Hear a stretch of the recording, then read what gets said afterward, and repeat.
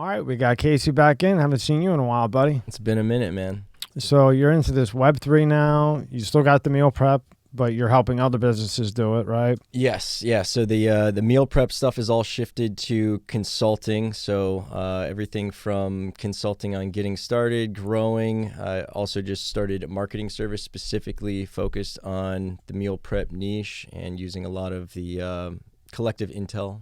Pretty good, pretty effective results because, like, as you know, with marketing, sometimes there's a struggle in, first client's a dentist, the next client's a bar, the next client's a nationwide product, and you kind of got to relearn a little bit with each one of them as you go. With this, we're focusing on the same business model. It's just changing the geographic. So that's been going pretty well. And then, the Web3 is like really what's been consuming me, keeping me up late and getting me up early lately. Now, what got you into the Web3? Well, I've been in crypto since 2016, and I was always fascinated with that. Admittedly, I was reluctant to get into NFTs. I was busy at the time, so it was a mixture of that, and then also like not having the time to invest in learning about it. And this is something I always try not to do, but I got in that like I don't understand it. I'm just gonna push it off and pretend it doesn't exist and just join everybody else saying that it's a fad. But now I've got into it. What I think is late, but now I still see it as very early. And the Web3 stuff is just phenomenal. NFTs, DAOs, basically the entire concept of decentralization. And it started with crypto. And crypto, I think, was a necessary like predecessor to all this stuff because it helped the masses start to understand blockchain. And that's the foundation of like what Web3 is really going to be. So we're at Web 3 now, but what was Web 1 and Web 2?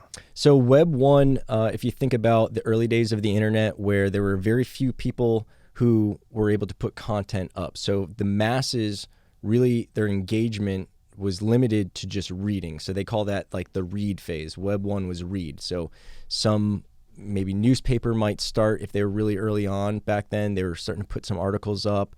You'd read, articles, or there'd be not even really forums where you'd be saying anything. So Web 1 was just a bunch of articles that people would read? It was not just articles, but a lot of it was very few organizations putting content up. It wasn't you and me doing it. So then we get to Web 2, and that's when we get... But back with what would you call that, like a forum? More of a forum type thing? There were some forums, but that wasn't even a common thing. So Web 1 would have been, they call it the read phase, where we're just seeing what's up there and consuming it. We don't have a back and forth. Then Web 2 is what they called the write, and the write phase, where like writing, now we're getting into forums, we're getting into blogging, and the average person would start a travel blog or a pet blog or mom blog or whatever else. We have Facebook come out, we have Shopify and stuff like that. So now the average person, it's more easy for them without having to know how to code and everything else to build their own website. Now there's a lot more plug and play stuff. So now we have a deeper level of engagement, and it goes back and forth. So the big revolution there was, writing. Now we can contribute to it. More forums, posting content on YouTube and all that stuff was encapsulated in the Web 2 phase. And then Web 3 is really decentralization. It's where instead of Amazon and these big players and Google owning it and you having to go through them as like the gatekeeper, now it's going to be these decentralized projects and platforms that are going to have, depending on the project, they will now have the availability to be, or the ability to be anonymized and completely transparent, put on the blockchain. So there's pros and cons to all this stuff, but it's inevitable, and it's going to be very powerful. And as soon as we get over that adjustment period, it's going to be pretty good, because the problems that we're seeing, what's great about decentralization is like what we're seeing with what's happened with Twitter. Someone decided what can and can't be said on there, who can and can't participate. It was very centralized. And when you have that gatekeeper who's controlling something as powerful as Twitter, it's not a public asset, but it's still more than just a private company. So it starts getting kind of weird and gets kind of gray. If it's decentralized, then it's something where the masses decide instead of one person sitting up in an ivory tower going, I don't like the political climate with this, so we're going to shadow ban. I pretty much get Web3 because I had Chris, he's from Podfest. He's done like 2,000 of these events. He basically explained it just like you have. All the people I've asked, he explained it basically simply, as simple as you could.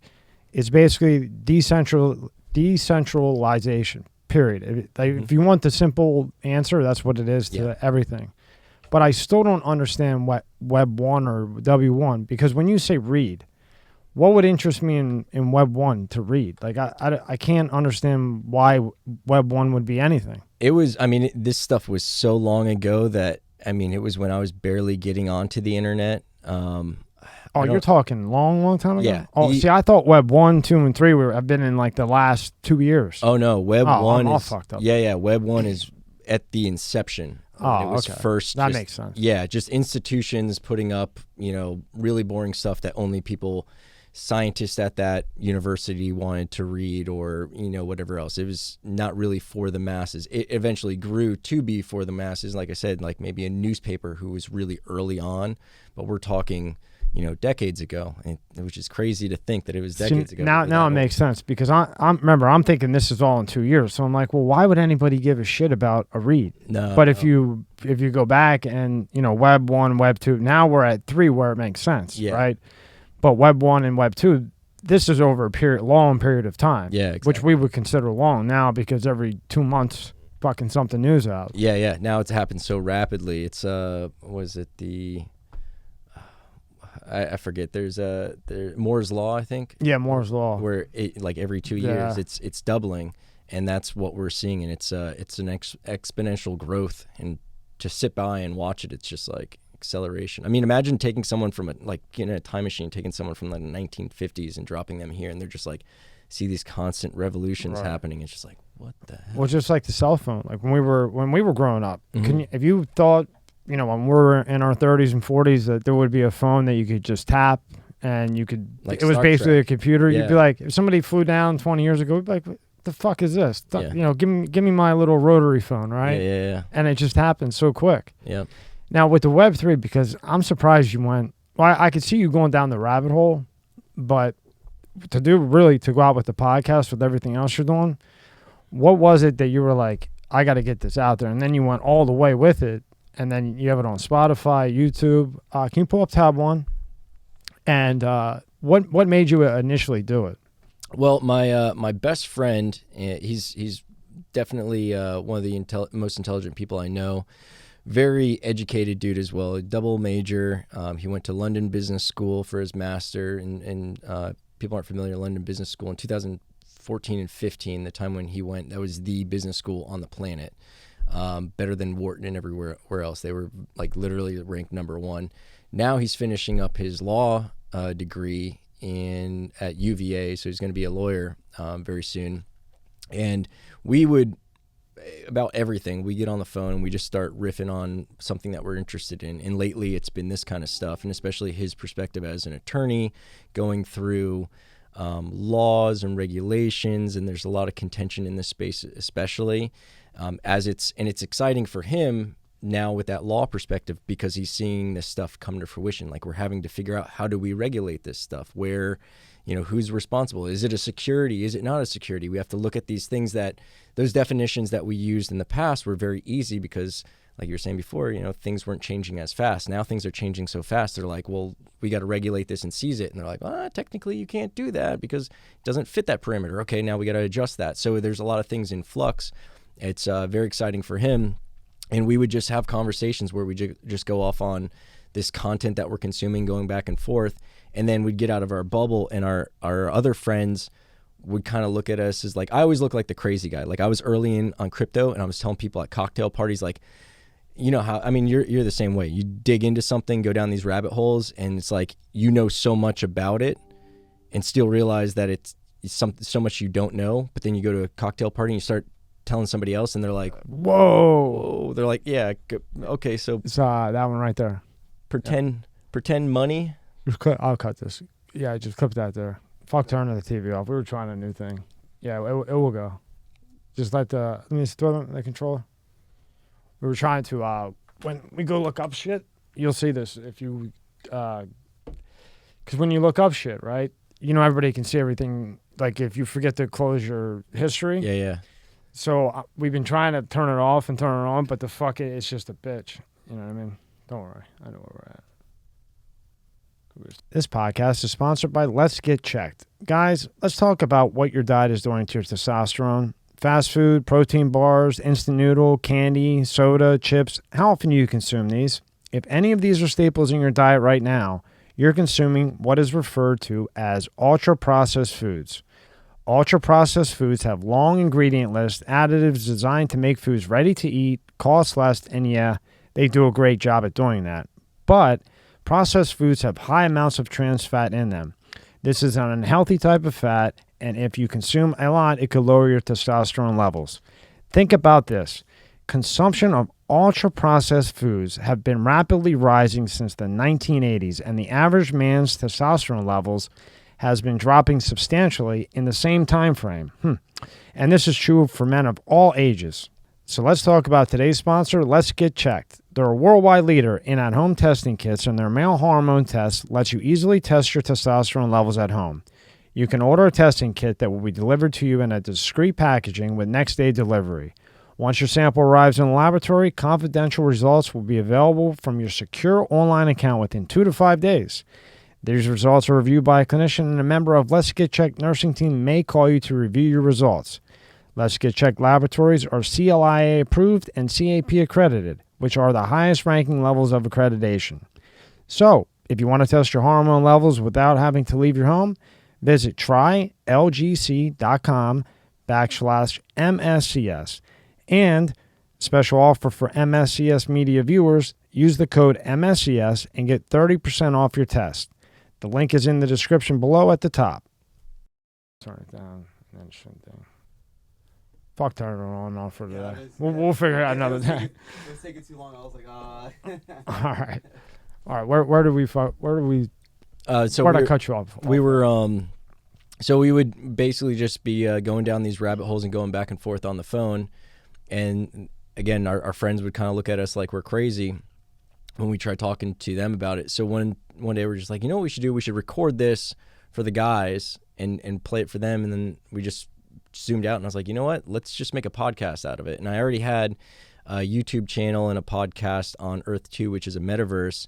And I decided to kind of zoom out, and instead of just talking about that one project, I was like, let's just talk about Web 3, because everything's so interrelated.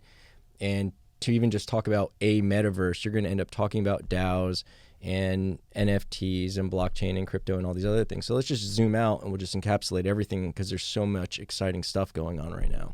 Does the metaverse and Web3, are they interconnected somehow? They are, but they don't have to be. Like, we could create a metaverse that has nothing to do with Web3, and it's not decentralized. So in my definition, like, at least what I think are going to be the true metaverses that are going to have the longevity will be blockchain based, and they will be decentralized. There are projects that are metaverses that aren't on blockchain, that aren't decentralized. That's fine. Like, someone could argue that Grand Theft Auto 5, the online version, some could argue that's a metaverse. Okay. Really? You're not wrong.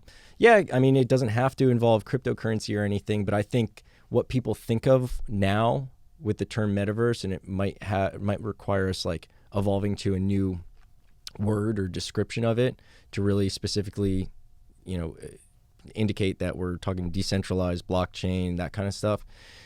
It's still in the gray area. So there's like games right now that it's an online game. You and I are able to play. We build characters. The characters have property. They can build houses. Like, could say that's a metaverse, but for there to be, decentralized finances, decentralized, blockchain titles to the houses and properties and everything else that we own, the assets that we create and buy, all of that stuff, I think that's going to be that's going to be the foundation of what we see as the metaverse. And that's going to be, again, all kind of Web3 foundational stuff.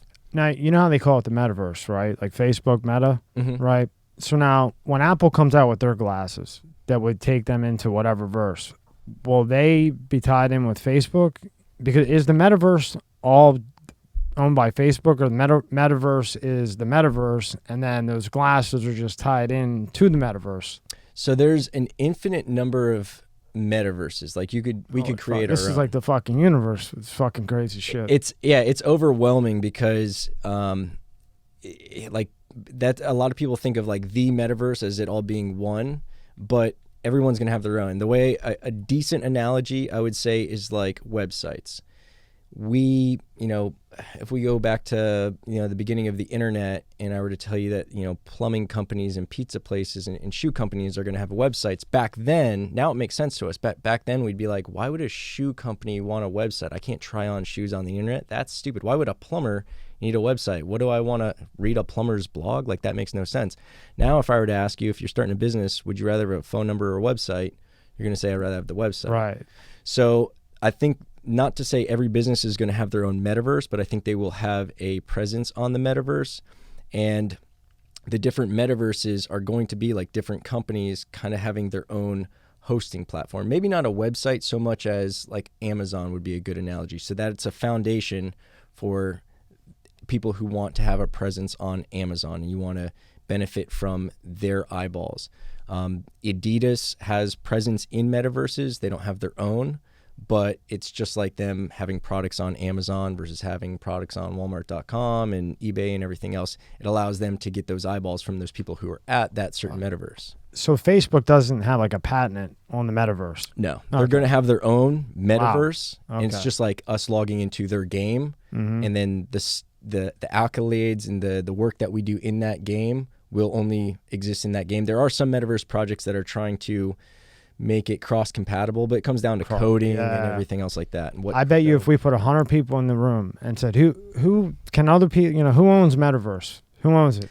Facebook, maybe one out of 100, maybe one. It's genius that they switched it to fucking Meta, huh? It's imagine going at back to the invention of like the car, and instead of you calling your company Ford, you called it the automobile. Yeah. Like something like that. It's like everyone's gonna be like, oh, it's like Kleenex. Like, no, it's a tissue. Kleenex is a brand. Zuckerberg is no dummy, man. No, man. And he's got smart people around him. I mean, I don't like the way he does his algorithm and his code in the back end, but you can't take from him. The guy came up with the metaverse. As far as I'm concerned, in my reading, that's why I thought he patented it. Oh, no, the metaverse has been discussed in books. Completely fucking wrong about that, too. No. And it's very confusing because, like I said, he benefits from that confusion. But right, Casey, calling it Meta. If you don't know it like you know it, you would think that Mark Zuckerberg came up with the metaverse, and now he changed. He has the name Meta. No, it's great. Yeah, you would think that he came up with the idea, he developed it. Him and his team are all behind the metaverse, and you need Zuckerberg to get into the metaverse. That's what I thought. And did you think that too? Same. You thought that you needed Zuckerberg to get in, right? Exactly the same. And every time you think metaverse, you're going to think of them. It was brilliant for him to take that name. What a move, huh? Very, very smart. And it was like, I can't believe nobody else had thought of that. But I mean, there are smaller companies, smaller projects that do have Meta in their name and stuff like that. But who cares? He could say it louder than anybody else. So like, and he was the first to hit it too. Yeah. Now, when Apple comes out with their glasses, they'll have their own type of metaverse, or do you think they'll feed into, because they're very fucking Apple. Like Apple. They're in. Well, I think that big companies like that are definitely going to try to have their own metaverse, whether they develop it themselves or they buy out one of the big competitors.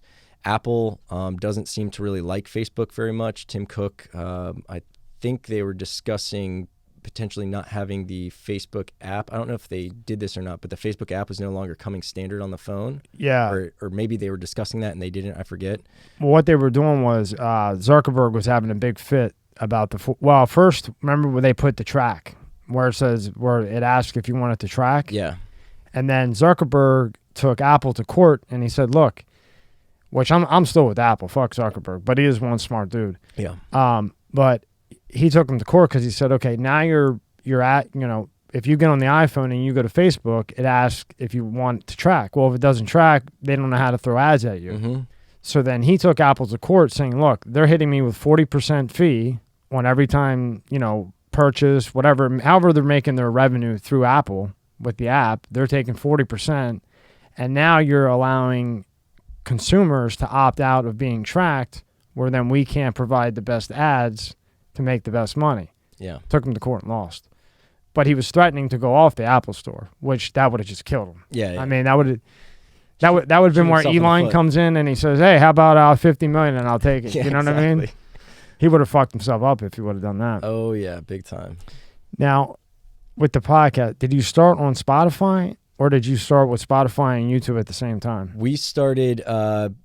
I basically converted the YouTube channel already had some content specifically on web or on Earth 2, so I kind of just zoomed out and changed that to Web 3 content, and then the podcast came on after that. But simultaneously, as we started doing the Web 3 podcast episodes, WTF is Web 3 is the name we landed on, and the whole WTF thing is like a big, almost like meme-ish kind of phenomena in the space. Like everyone's like, WTF is a DAO, WTF are NFTs, WTF is BNC. And what's a DAO? DAO is a DAO. It's a decentralized autonomous organization. Fuck. And a good way to describe it is, instead of there being a board, like it wouldn't replace a company, but it would basically replace a board, and it gives you voting rights and you owning, here's a good example. This is actually an NFT project that I own some of. It's a really cool one. And if you want to pull it up, they actually have some really cool artwork. But they're called, it's the holyones.io. What should he Google? He'll Google it. Theholyones.io as the URL. And this is a really cool project. They have NFTs, and the NFTs are kind of like an ownership certificate. So they made 6,666. This here? And these guys. Oh shit! What the hell is this? So they're four different deities. We've got Buddha, Vishnu, Jesus, and Moses. There's 6,666 of them total. They have all sorts of different attributes and tattoos and hairstyles, and it's some pretty outrageous stuff. And I liked it because it's like mildly, it's offensive. Like, what's cool is it's cool. It attracts a certain type of humor. So like everyone in the Discord, we're already on the same wavelength. Look, it says Thug Life. Yeah, if you're watching this, there's two like badass limousines behind these characters, and then what is that? That's a casino in their in the metaverse. This is in Decentraland. They own a casino. And then the one guy's got Thug Life like Tupac fucking on him. Dude, they've got some guys who have Holy like Peaky shit. Blinder hats. They've got like zombie skins, and it's all these four characters, but a bunch of different versions of them. So like over 6,666. So if you go up, EK, go up to the top. Scroll up to the top. So you could up. Like, so if you go to Holy Avatars, yeah, there's a whole list of them. Click that. Yeah, it'll show a good amount of them. So you'll see some of the guys have, not only is it cool looking stuff, but they're really funny. They've got a really good sense of humor. They've got some pictures of them like at the Last Supper, like all like fighting over food and climbing over each other. So it's like sacrilegious, tongue-in-cheek, kind of funny stuff. But what's cool about this is owning one of these gives you, see how it's 6,666 holy beings. So each one of those is an NFT. That NFT isn't just a piece of art or a JPEG or anything. That actually gives you ownership in their casino. So they have a casino, and they own casino games that they're developing. And when that casino makes money, 20% is going to be distributed to the holders of that NFT. Wow. Plus, as an earlier person, like they haven't sold out all of them yet. So me owning some of them, the DAO is basically comprised of everyone who owns, and the amount that I own contributes how many votes I have. So right now I have 5. So I've got 5 votes. Every time I vote for something, I've got the power of 5. So we'll put up a proposal like, okay, and the other thing is, as people buy the new ones from the mint, 100% of that money goes into the DAO's bank account. So we get to vote on proposals on how we spend that money. We want to spend it on advertising, promoting the NFTs. We want to spend it on new game development or promotional videos, or we're talking about doing a meetup once we've sold out of the mint. We're talking about doing like a meetup in Vegas, and we would use the DAO's funds potentially. If we wanted to, we put it up to a vote and say, okay, we want to spend $50,000 on a party in Vegas and buy everyone plane tickets and whatever.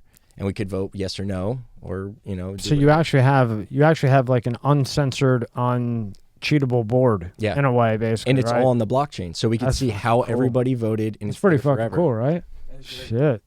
That's awesome. And the characters are goofy, Yeah, so they're it like hilarious. attracts you, you know? Yeah, and that's what's cool is like there's other NFT projects I'm into. This is my favorite just because I know I want to have a beer with every single buddy. I've never met these guys. They're all over the world.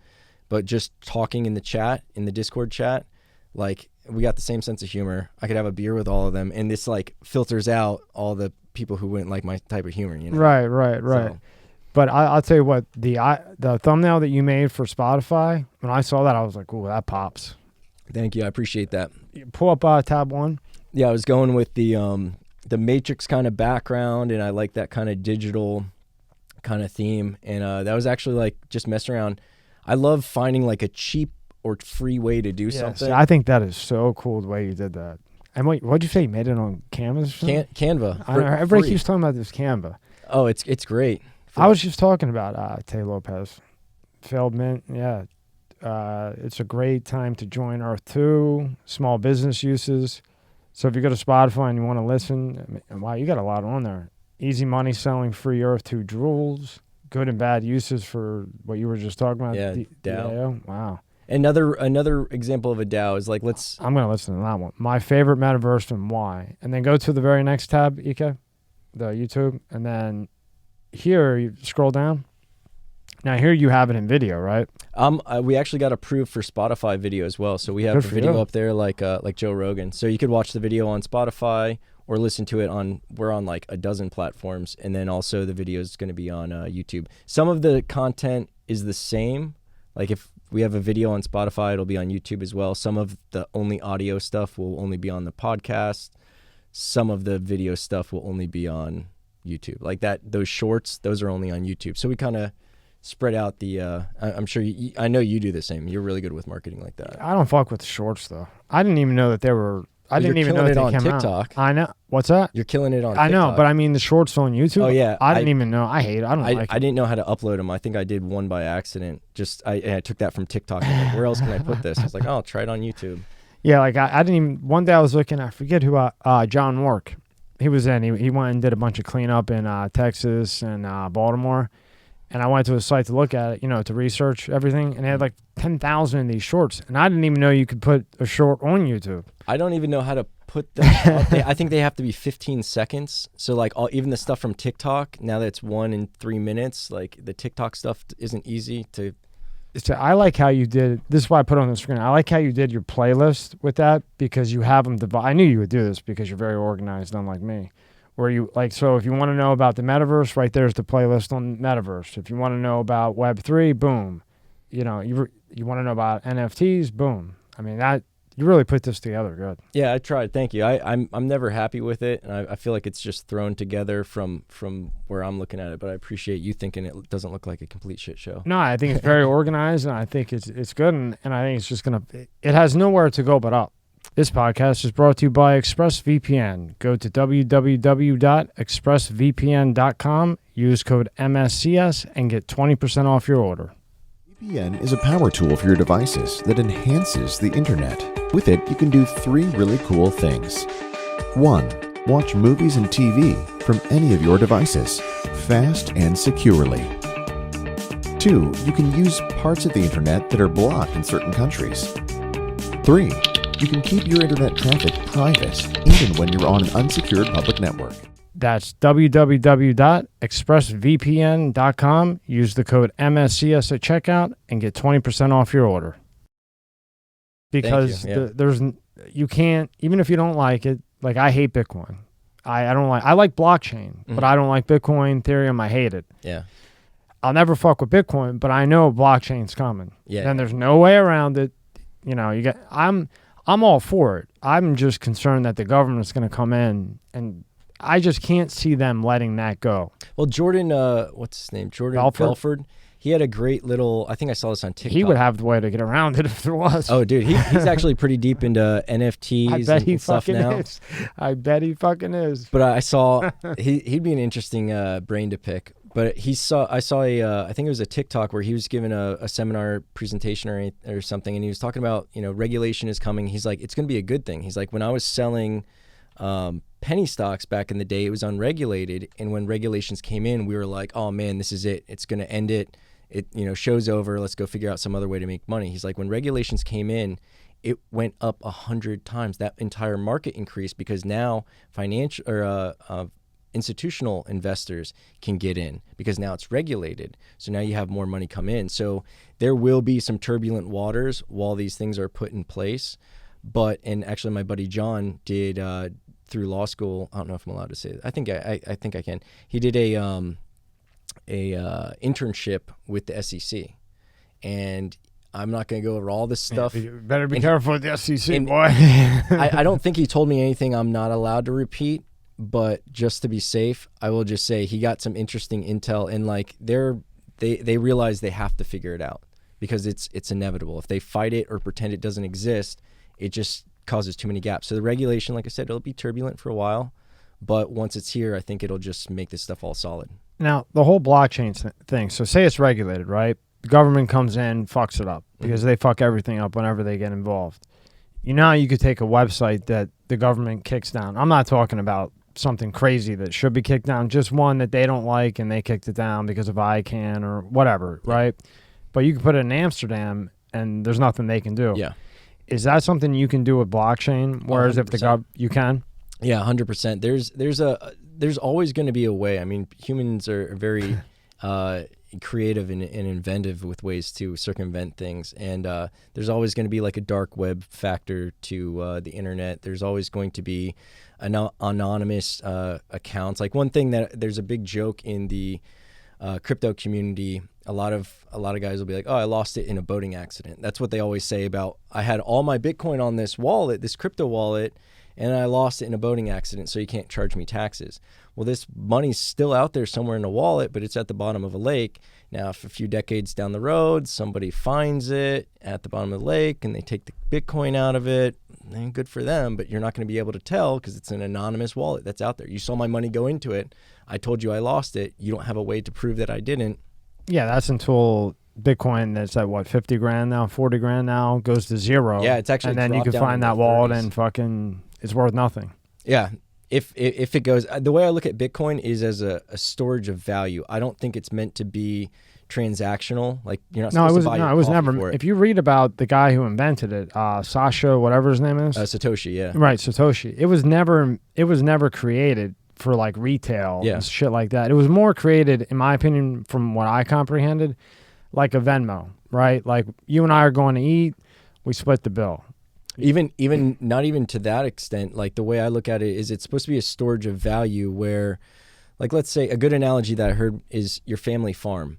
You don't sell an acre of your family farm to buy a Corvette. You hold on to the family farm and you get a loan against it. But that family farm is going to be passed down generation after generation after generation, eventually sell it to condo company or something.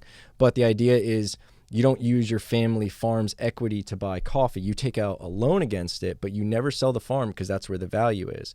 Getting the money, now you've got a depreciating asset, whereas they're not making more real estate, but we know that the government's only printing out more money. So Bitcoin is completely capped. There's 21 million initially created. That's possible. There's been thousands and thousands lost. I think they're speculating that there's like less than 18 million actually that are accessible, maybe even less than that, but there will never be more, unlike our money, which will just keep on printing out. So you would hold your Bitcoin, and in the future, there's already options to do this, but in the future, it's only going to be more so. I was in this one forum with a woman who's in mortgages, and she's saying, I'm getting these kids they're doing gig work and all their assets are in crypto. They're basically millionaires on paper, but I can't give them a mortgage. The financial institutions have to figure out how to accommodate these guys because the reality is more people are going to be that way. And if I can't give you a loan, I'm out of business. I can't collect interest on loans I don't put out. So the financial institutions are going to have to figure out a way to recognize Bitcoin as an asset. He does mortgage. Have you ran into that? Yet where somebody was trying to like show Bitcoin as an asset? Like they make six figures doing gig work, but it's like these are 12 different companies paying you last year. You made $250,000, but like I need a W-2. I personally haven't faced that yet, but it's out there. I'm it's sure Glenn has. It's great. Yeah. The guy he works with, he's older than him. I'm sure he has. But that's what it's going to be, because these kids they're making Bitcoin with fucking games and all this other shit while they're at home. Then you go, that's why do you think the government has not stepped in yet? This is the only type of currency of sort that the IRS has not jumped on within fucking seconds. I don't think they understand it enough to really pin it down. They have the tech people to understand it. They do, but I think it's getting the regulation. Like I said, I think a lot of it is like they have to start changing definitions to encapsulate some of this stuff so they can go after it. If I take that from you, and then you can take me to court, not only do you get that back, but then you sue me for all the damages, like that makes me look like an ass, and I just spent a bunch of the government's time and money being an ass. So now I have to change the definition. So now I can take your thing if it is warranted. But like they were trying to figure out how to define these things, and where's the definition of security going to come into play? Well, if you mean to tell me that the United States, how long has Bitcoin been big? 3-4 years now, maybe 5. Yeah. Okay. It's since probably 14. If the IRS cannot figure out, with all the brains that they got around, how they can regulate and lose all that money, all those kids that made $7 million and pulled out and went and bought a house and all this other shit, but they couldn't tax it coming out of the Bitcoin at the time, like coming out of the Coinbase at that time. The banks weren't even messing with it. Yeah. You're going to tell me that it takes our government 5 years to figure it the fuck out? There's more to it than that. Well, they do have regulations that are already in place. Like if you want to if you want to deal with U.S. consumers, you have to do what they call KYC, which is like know your client or know your consumers. Yeah, KYC is I think know your client, and that means that for you to trade on my platform and buy Bitcoin, I need a copy. And this isn't me. This is Uncle Sam saying I need a copy of your license or something to prove who you are, so I can tell Uncle Sam that you just made $1 million that he gets to tax you on. Now, if you have an IP or if you're a citizen in another country or whatever else, that's fine. I can do business with you. But to do business and connect to any banks or deal with anybody coming from an IP address in this country, I have to have KYC, or you have to show me that you're a Filipino resident who's just living in Florida temporarily. But I need your passport. I need something to know who you are. So they are starting to regulate it that way. And the thing is, just because they can't tax you today, this is all on blockchain. Yeah. So if it connects to your bank account at one point, that's what they're going to do. They're going to come back and be like, oh, and you owe us some penalty fees. Never thought about it like that. You motherfucker. That's what they're going to do. Yes. You got it. That's that what way they're going to do. They get more taxes that way too. That's what they're going to do, bro. That's what they're going to do. I'm like, well, why didn't you claim? You know, you're like, filed. Oh, that fucking yacht that you bought 5 years ago? Yeah, you owe instead of the 39%, we'll take 25. Yeah. You got 2 years, or you're gonna go do Wesley Snipes time. Yeah. You know what exactly. I mean? That motherfucker. I bet you that's what they do too. Mm-hmm.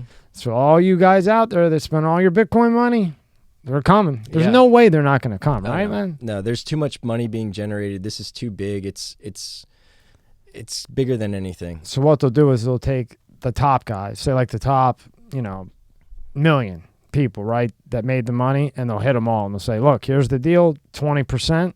Or you're paying for, or do you think they'll go after everyone? I think they'll go after everybody because you're probably fucking right. They're going to go to Coinbase and say, give us your list. Damn, I never thought about that. Yeah, they'll go after everybody. Yeah, that's how they're going to get their money back. Yeah, and they're that's why they're like, go ahead. It's just like if you're doing something illegal with the feds, go ahead. Which is, to me, it's crazy. Oh, you sell drugs and hurt kids? Go ahead. We'll wait. Oh, that kid fell over. We'll wait. And then whenever they know you have enough money and it's worth it to them, boom. But they'll wait. Yeah. That's what they're going to do, Casey, huh?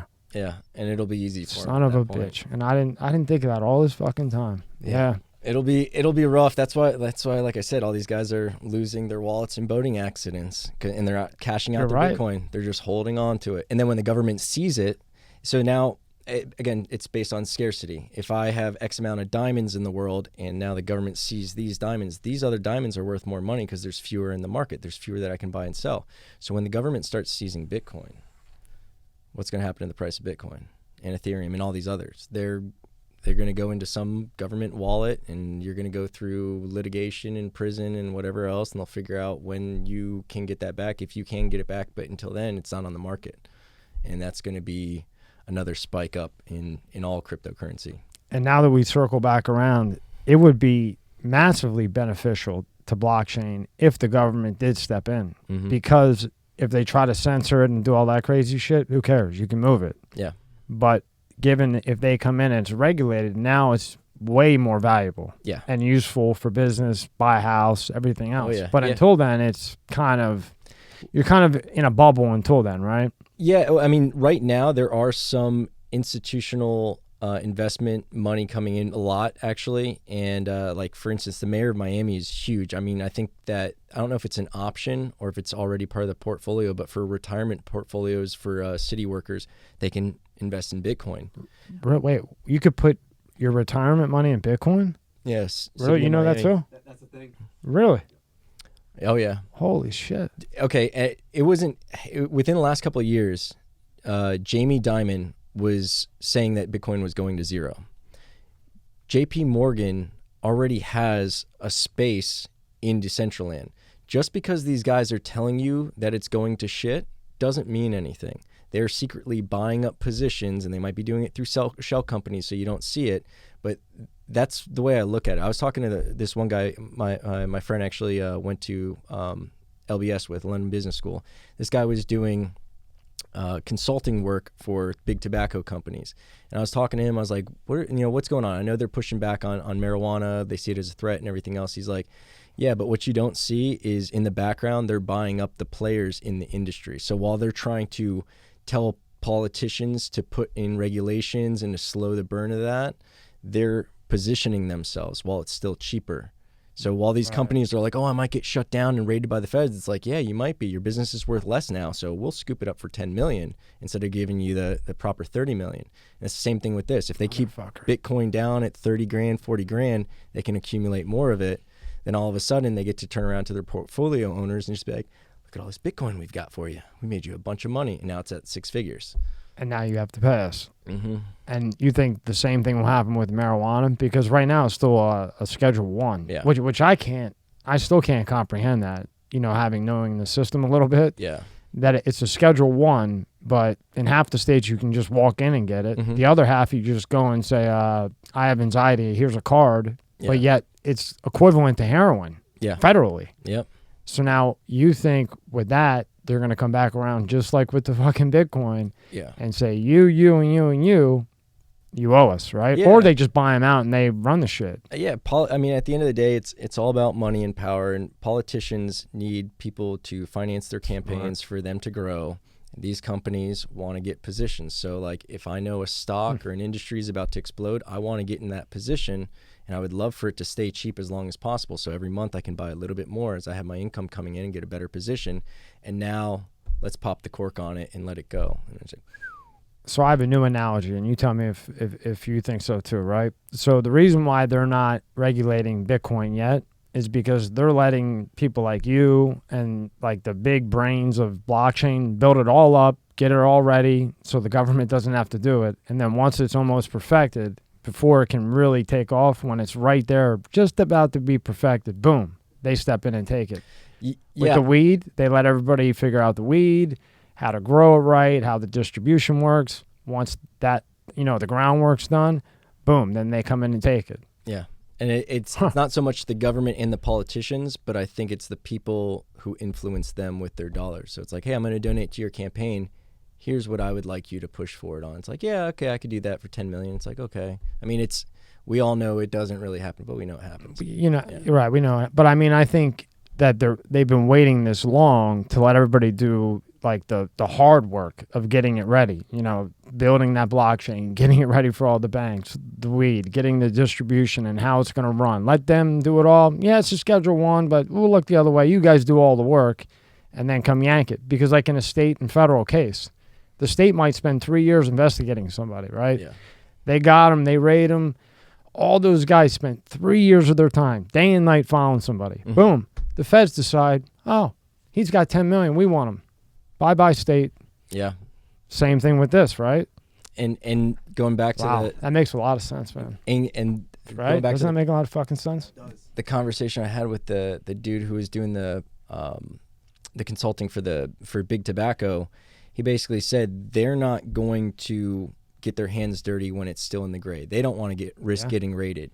So Philip Morris might not be doing it under their name, but like this company over here, they'll let them get raided. They'll let that CEO and that board get tired and burn through money and everything else, and then they'll acquire them. Yep. And they also will happen to know, based on the politicians they're endorsing who just won some campaigns, what their agendas are going to be. And they'll be like, yeah, we're going to buy up a bunch of marijuana dispensaries and farms in this state because things are about to go from, medicinal to recreational. And then that's going to boost up the money. And they time things the right way, and that way they stay out of the crime. Their hands aren't on anything. So if you do get raided, we don't have to worry about the legal fees or anything. But it's like right when you're about to get the finish line, I'll take over for you. That's 2 for 2.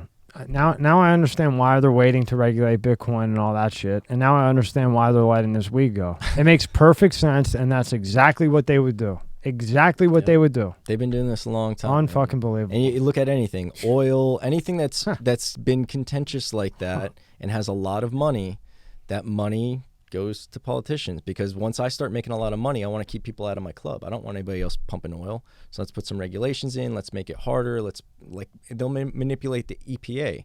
Because I'm a $1 billion company, I can handle some EPA regulations, or I'm a massive pharmaceutical company. Yeah, I'll handle some FTC kind of stuff, but let's make it harder for the new guy who can't afford that.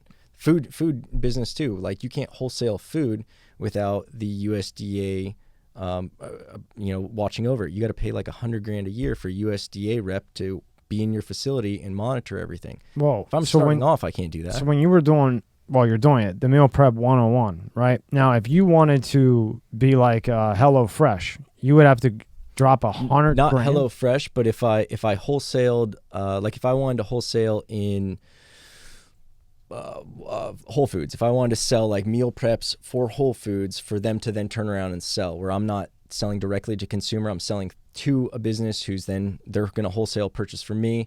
For me to do that, it has to be from a USDA facility based on the type of foods. Like if I did like raw foods like nuts and stuff like that, it doesn't have to be. But if I'm doing cooked foods and shrimp and all that other stuff, they need a USDA basically like rep. License kind of, right? Yeah, and it's a dude who's at the facility. It's like hiring a ref to make sure you're doing everything right. So you got to hire a guy, kind of like SEC regulations. You got to hire your own snitch to make sure you're staying in line. And that costs $100,000. So if you and I are starting out a little company, and we're like, hey, we want to do this. We got to pay $100,000 for a snitch. $100,000 a year to keep this guy. Right. Like, So what are you guys doing over there? Yeah. So in a decade, we're paying $1 million for a fucking snitch, right? And not to say That's crazy. it's no, I understand bad, it. No, it's a good thing. But it's That's an example of like how the big companies, they can take that cost no problem. So they want these regulations because it keeps everybody else down. Yeah. So the banks, big tobacco, like all these, it's in their best interest, So then you went the route to show how, right? Yeah. How to start it. Yeah. So selling direct to consumers with the meal prep stuff, that's no sweat. It's easier regulations. You can go through Department of Hotels and Restaurants. There's, what's the other one? I forget. But that's way easier. The Board of Health and stuff like that. That's fine. Originally, what got you into that, though? I never asked you. What originally got you into the meal prep 101? We were clients, and we dug, my business partner and I, my former business partner and I, we dug the concept. We didn't like the quality of food that was being done. The customer service sucked. So not knowing anything about making food ourselves, we went in from a client's perspective and just said, let's hire a chef. Let's make this menu. Let's do bigger portions. Let's do higher quality ingredients. Let's make something for executives instead of just like this, gym crowd kind of stuff that's just trying to be cheap. Let's go more expensive, higher quality service. The customer service has to be on point, like white glove, Nordstrom level. That's how we always compared ourselves, was Nordstrom versus Walmart. Both have clients, but they don't have a lot of crossover. So we want to be the Nordstrom, and especially being in Boca, South Florida, with a lot of money, 24/7 or 365 bikini season. Like they want that high-end food. Mm-hmm. And if you ever notice, I noticed this when I was doing a bunch of other marketing with sites, like Louis Vuitton, you'll never see a sale there. There's never a sale. Gucci, there's never a sale. They just now started coming out with outlets like 5 years ago. Yeah. But like Hermes, you'll never fucking see a sale there. So you were trying to be like the Hermes, Louis Vuitton of the meal prep, like teaching you how to do it. Yeah. Well, then that evolved. So it evolved into that part, but initially that's what it was, and then you realized. Started the meal prep, and then I saw how hard it was from our perspective. But then also, I make friends. I don't see people as competition. Yeah. Other people doing what you're doing makes you better You know, if I was just doing this in a vacuum and there's no one to compete against, like, I'm not going to get better at it. So I make friends with other meal prep owners. Some are smaller. I'd help them and realize how hard it was. And I wanted to learn YouTube. So like you, just learn by doing, jump right in. And I was like, what can I talk about at length? And I was like, let's do meal prep stuff. So I started doing meal prep content, and that evolved into consulting. And now I've got, you know, software I could refer people to, different services, logistics, the marketing service we just started.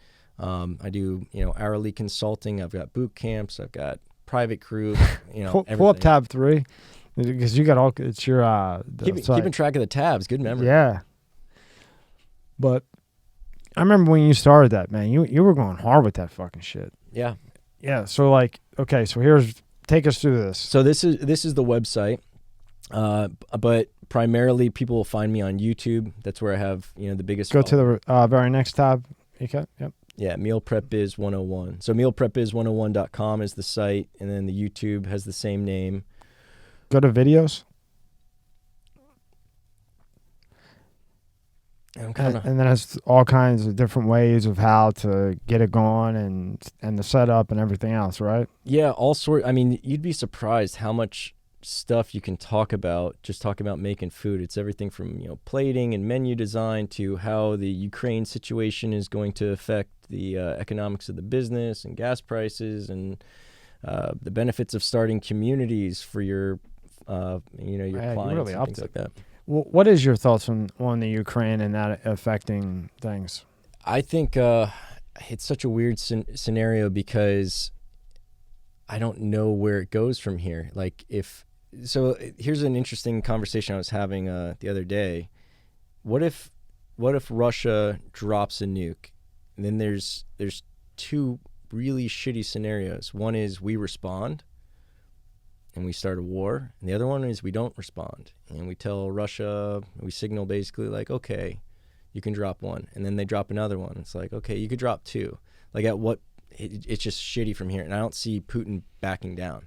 No, and you can tell he's getting frustrated too. Mm-hmm. And he's running out of money, even though he's got money somewhere else. But you know, he might not want to touch that. But they're saying he's running out of money. I can't trust everything we're being told. Let me take back my stupid comment because I already know he's got a shit ton of money, but he's using up a lot of fucking resources. Yeah. I mean, you know, I don't know how many. I don't think he expected. Well, we all know that he didn't expect that he was going to go through 2 months of bombs and fucking everything else. You know what I mean? How much can you have stashed there? Well, there's one thing I heard that was very interesting. So Ukraine, they obviously do a lot of farming and they produce a lot of stuff for the rest of the world.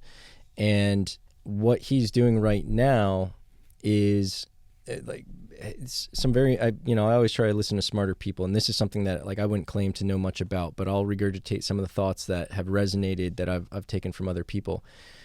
Basically right now is like the planting season. And if they're not planting in the farms and stuff like that, because now they've fled to other countries, if they're not planting, they're not going to have a harvest. So if Russia were to go in and take over, now they've got to do something. Like it's kind of weird. Whereas if they go in and they just prolong this fight and they ruin the planting season, that cripples Ukraine's economy significantly. So then they can pull out in 3 months and be like, okay, never mind. And then Ukraine's going to be like, no, we need you now. Now we don't have any GDP. We need you. We need infrastructure. Now they need Russia. Mm-hmm. That's probably the move, right? Yeah, you prolong the fight because I mean, like, we've seen over and over. There's no benefit. That's the best analogy I've heard. And occupying countries doesn't work. You got to put in like I think they said that they would need like 200 and something thousand Russians in there to start running the country. Yeah, they said minimum 250,000. Yeah. And then on top of, even if you got them there, let's just say you got them there, there's still going to be Ukrainian people there. And they're going to be pissed off. They're going to be mad as fuck. You know, the way he's blowing shit up, somebody knows somebody that's left that, you know, didn't die a fun way. And it'll be like little, homemade terrorist kind of attacks, like, IRA in Ireland. Bombers, all kinds of shit. It's going to be that kind of stuff. And it's like, Putin's too smart for that. But like you said, and I agree with you 100%, he's not dumb. He's just playing these idiots and they're actually falling for it. Yeah. But like you said, if he does it that way where he flattens them without completely flattening them, just like up to the point to the capital probably. Yeah. Now you need him because you have no income. Yeah. And he doesn't want it because if he takes it over, he's in debt from all the shit that he bombed them with, right? Now he comes in, he's fucked because now he would have to fix everything that he blew up.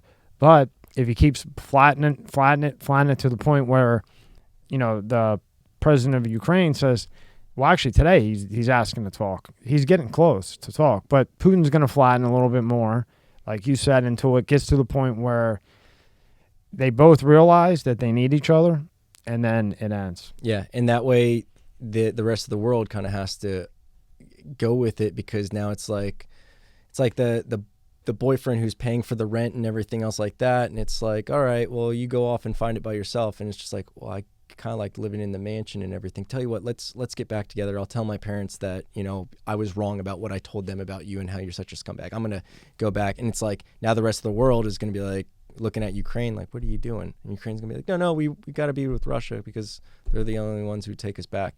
And now, like, imagine trying to take over that country and rebuild it as like the guy who came in and just took everything over. Whereas if you're like, I think they have to, I think it's through May. So if they keep this going through May, then they can kind of pull out. And now the farming season is ruined. The agriculture, the GDP, all that stuff is screwed.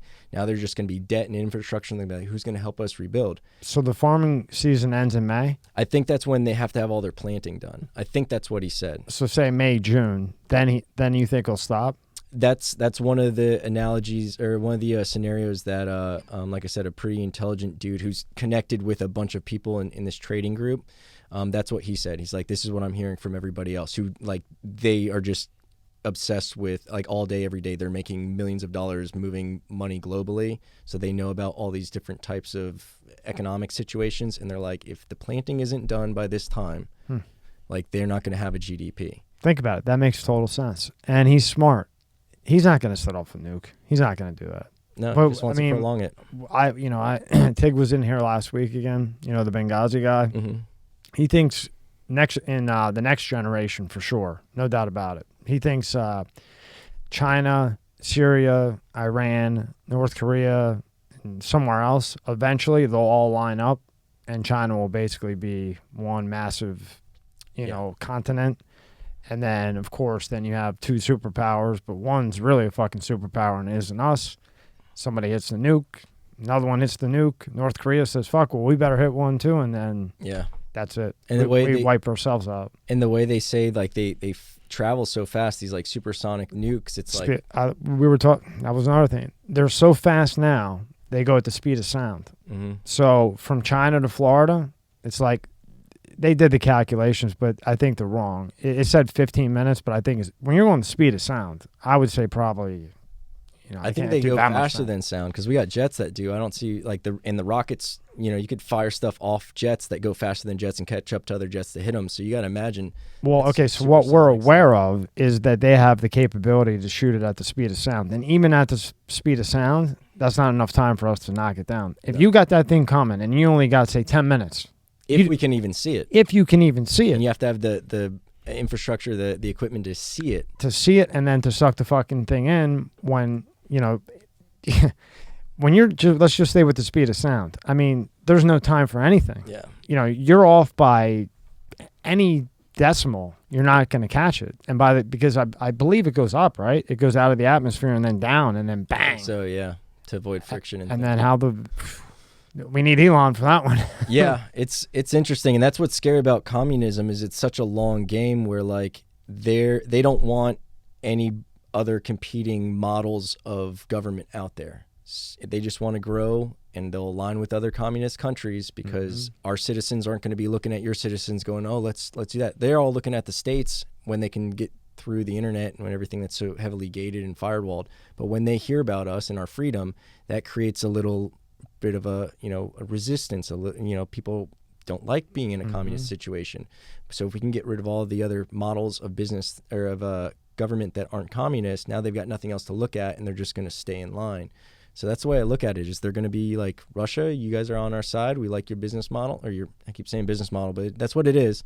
And, Iran, all these any countries that are like that, these dictator, communist kind of countries, they like that because now they don't have to worry about a rebellion rising up in their own countries. Yeah, like I said, I think they'll all come together, and I think China is smart enough to say, like Iran, you can still be Iran, but you're under China. Like China's like the boss, right? And then you have Syria and the rest of them under them. Yeah. But China's like the boss, but you're with China. Going back to monarchies. But you could keep your name because you know how like they would want to keep their name, Syria, whatever. But really, you're fucking China. Yeah, you know what I mean. It's just like monarchies. Like, okay, you're the Dutch, you're the Duke of this area, and you control that. But you know, I'm your boss. They'll pay you some taxes. History always repeats, right? Exactly. Just in a different fucking way. And that way, like we worry about.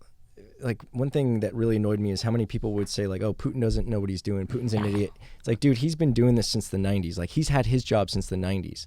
We change our guy every 4 to 8 years. And it's the most important job in the country. And you're getting the hang of it like for the first time. And you have a 4-year stint in it. Putin's been doing this for 90s. decades, dude. He came in 90. 90, and then he had like a 2-year hiatus or something in between there. So Yeah, where he let somebody else, so it looked like it wasn't like straight. So let's just say 90. So he's 30 fucking years, 32 years. You know, worst case 25 years, and as president, man. It's and these people actually get on TV and he's slow. There's something wrong. Maybe he does have cancer. Maybe he was in the bunker with the cancer. The funniest thing to me was that they were like, oh yeah, Putin was in a bunker because he was afraid of COVID. I don't think Putin is afraid of COVID. I think he probably did have cancer and was probably getting treatment in his little bunker thing, but he was not down there. The guy rides a fucking bull. Well, and the thing is that like they'll show these pictures where it's like at a Putin table. hiding from COVID. I don't think so. Well, they here's the other thing to think of. He's poisoned so many people, and it's I not don't like mean to laugh at me. he's not going to get voted out, right? So how are they going to get him out? And he knows this. So you see him in these pictures where he's having a meeting, but he's 20 feet down the table from everybody else. Because if I'm 20 feet from you, it's hard for me to shake your hand and put some poison on you or something like that. Oh yeah, believe me, they want to whack You know? him. There's no doubt they want to whack him. His own people want to fucking whack him. But these oligarchs right now, Yeah. they're like, okay, you made us rich, but now we're losing. I want my yacht back. Let's find some poison or put a spray on or something like that. And if you're 20 feet away, it just makes it harder. So I think that's really what it was. I don't think he's paranoid about COVID or any of that other jazz. Hell I think no. he knows he's upset some people and he can't trust anybody. And And I heard his circle's getting smaller and smaller. Smaller, yeah. I think you're 100% right. I think we'll go to the end of the harvest season because it makes total sense, and then he'll make the deal, or they'll make the deal. And the other example or the other evidence that I heard that this gentleman was talking about, and again, he heard this from smarter people, but we've been seeing all these videos like, oh, there's like these 18-year-old soldiers from Russia, and like they don't know what they're doing. They're all these young kids, and he's using the worst equipment. It's all out. It's like, do you think that would be the best ones to send to prolong a fight? Like, I could go in there, I could nuke you today, and it's over. I could send these ballistic missiles in there, and it's over. Or I could send you the kids that are expendable because I'm a communist and I'm heartless and I'm just going to let these kids die. And then he's paying the parents, I think, like $60,000 or something like that if you die in combat. So he's going to send the new kids out. He's going to send the shitty equipment out. He's going to prolong the fight and just make it look like he's trying, but he's not really trying. And he's keeping all the good stuff and all the trained pros, you know, all the Spetsnaz guys and all that. The red hats. They're staying back there. EK, who said that? Did I not say that about 2 months ago? I said that. Everybody's saying that, you know, he's weak or whatever. And I said, look, if you think that Putin's going to put his A-list guys to take out Ukraine, you're fucking crazy. He's not going to show his cards for Ukraine. No. Right? It'd be a one-night thing or it's going to be a prolonged... He sent his dummies, and then he hired other soldiers from other countries to go do this shit. He's not going to show it because if he puts his best guys to take out Ukraine, now he shows his hand to us, China, who he may, even though they're getting along today, you know, whoever, North Korea.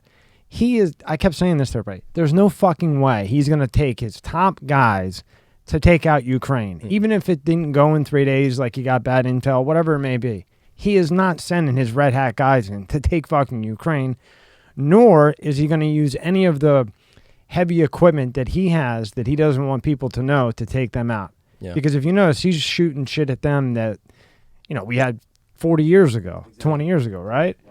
He's not shooting anything new, right? He's knocking the dust off the old stuff that they didn't care. It's like some old Soviet issue kind of stuff. They're like, It's probably got fucking rust on it. See if it even works anymore. Like, use that stuff. Yeah, shoot it and see if it goes off. But he's like a black belt in jiu-jitsu or judo. He's ex-KGB. Like, he's not a dummy. Russia is one of the most, if not the most corrupt countries in the world. And he climbed to the top of that. It's like, would you call a mob boss an idiot? No. Like these You guys. still have, I don't care what you're doing. To get to the top, you have to beat other people out. Yeah. And to beat other people out, you have to be strategic, manipulative, in control, strategize. You're not doing any. If you're appearing irrational, it's because you've decided to look irrational to throw your opponents off, so they miscalculate you. And he's been very quiet, very few words. He'll say a little something here and there, but nothing else. He knows what the fuck he's doing. Yeah. So all these people, whenever these talking heads get on CNN or wherever else, then they're like, "Oh, he's making mistakes. He didn't think about this. Oh, he didn't think we would throw the tariffs on and like play with the financial institutions." Like, yeah, dude, he did. And now what's he done? I think he just cut off gas to two countries like two countries. I just heard the other day he like cut off supplying them now. Yeah, well, he wanted rubies. And they were like, we're not paying you in rubies. And he's like, well, then go fuck yourself. Yeah. That's what he did. And he can. And he's like, I can print my own money, and I've got this big-ass country, and I've got way more stuff than you guys have. Casey, but how can these people believe that this guy is actually stupid? And that, like, how can a human being that has a brain that works think that Russia is going to show their hand to take out Ukraine? How can you possibly think that? I don't think they actually believe it. I think that's the narrative they want. Like if you look brainwash shit, right? Yeah. I mean, if you look at everything that we see, even in movies, like the bad guy is always a bad guy. We never see like what his reasoning is. He's just an evil person. For some reason, he just wants the world to burn. Okay. I like the Marvel movie with the recent Avengers with Thanos, because it shows Thanos' backstory and how he's doing the blip to nix out 50% of the population so that they don't later on suffer. So it's actually a really humanitarian and compassionate thing that he's doing. He just has to do it in a very evil way.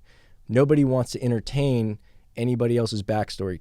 Putin is irrational. He's acting out of anger. He's callous, yada, yada, yada.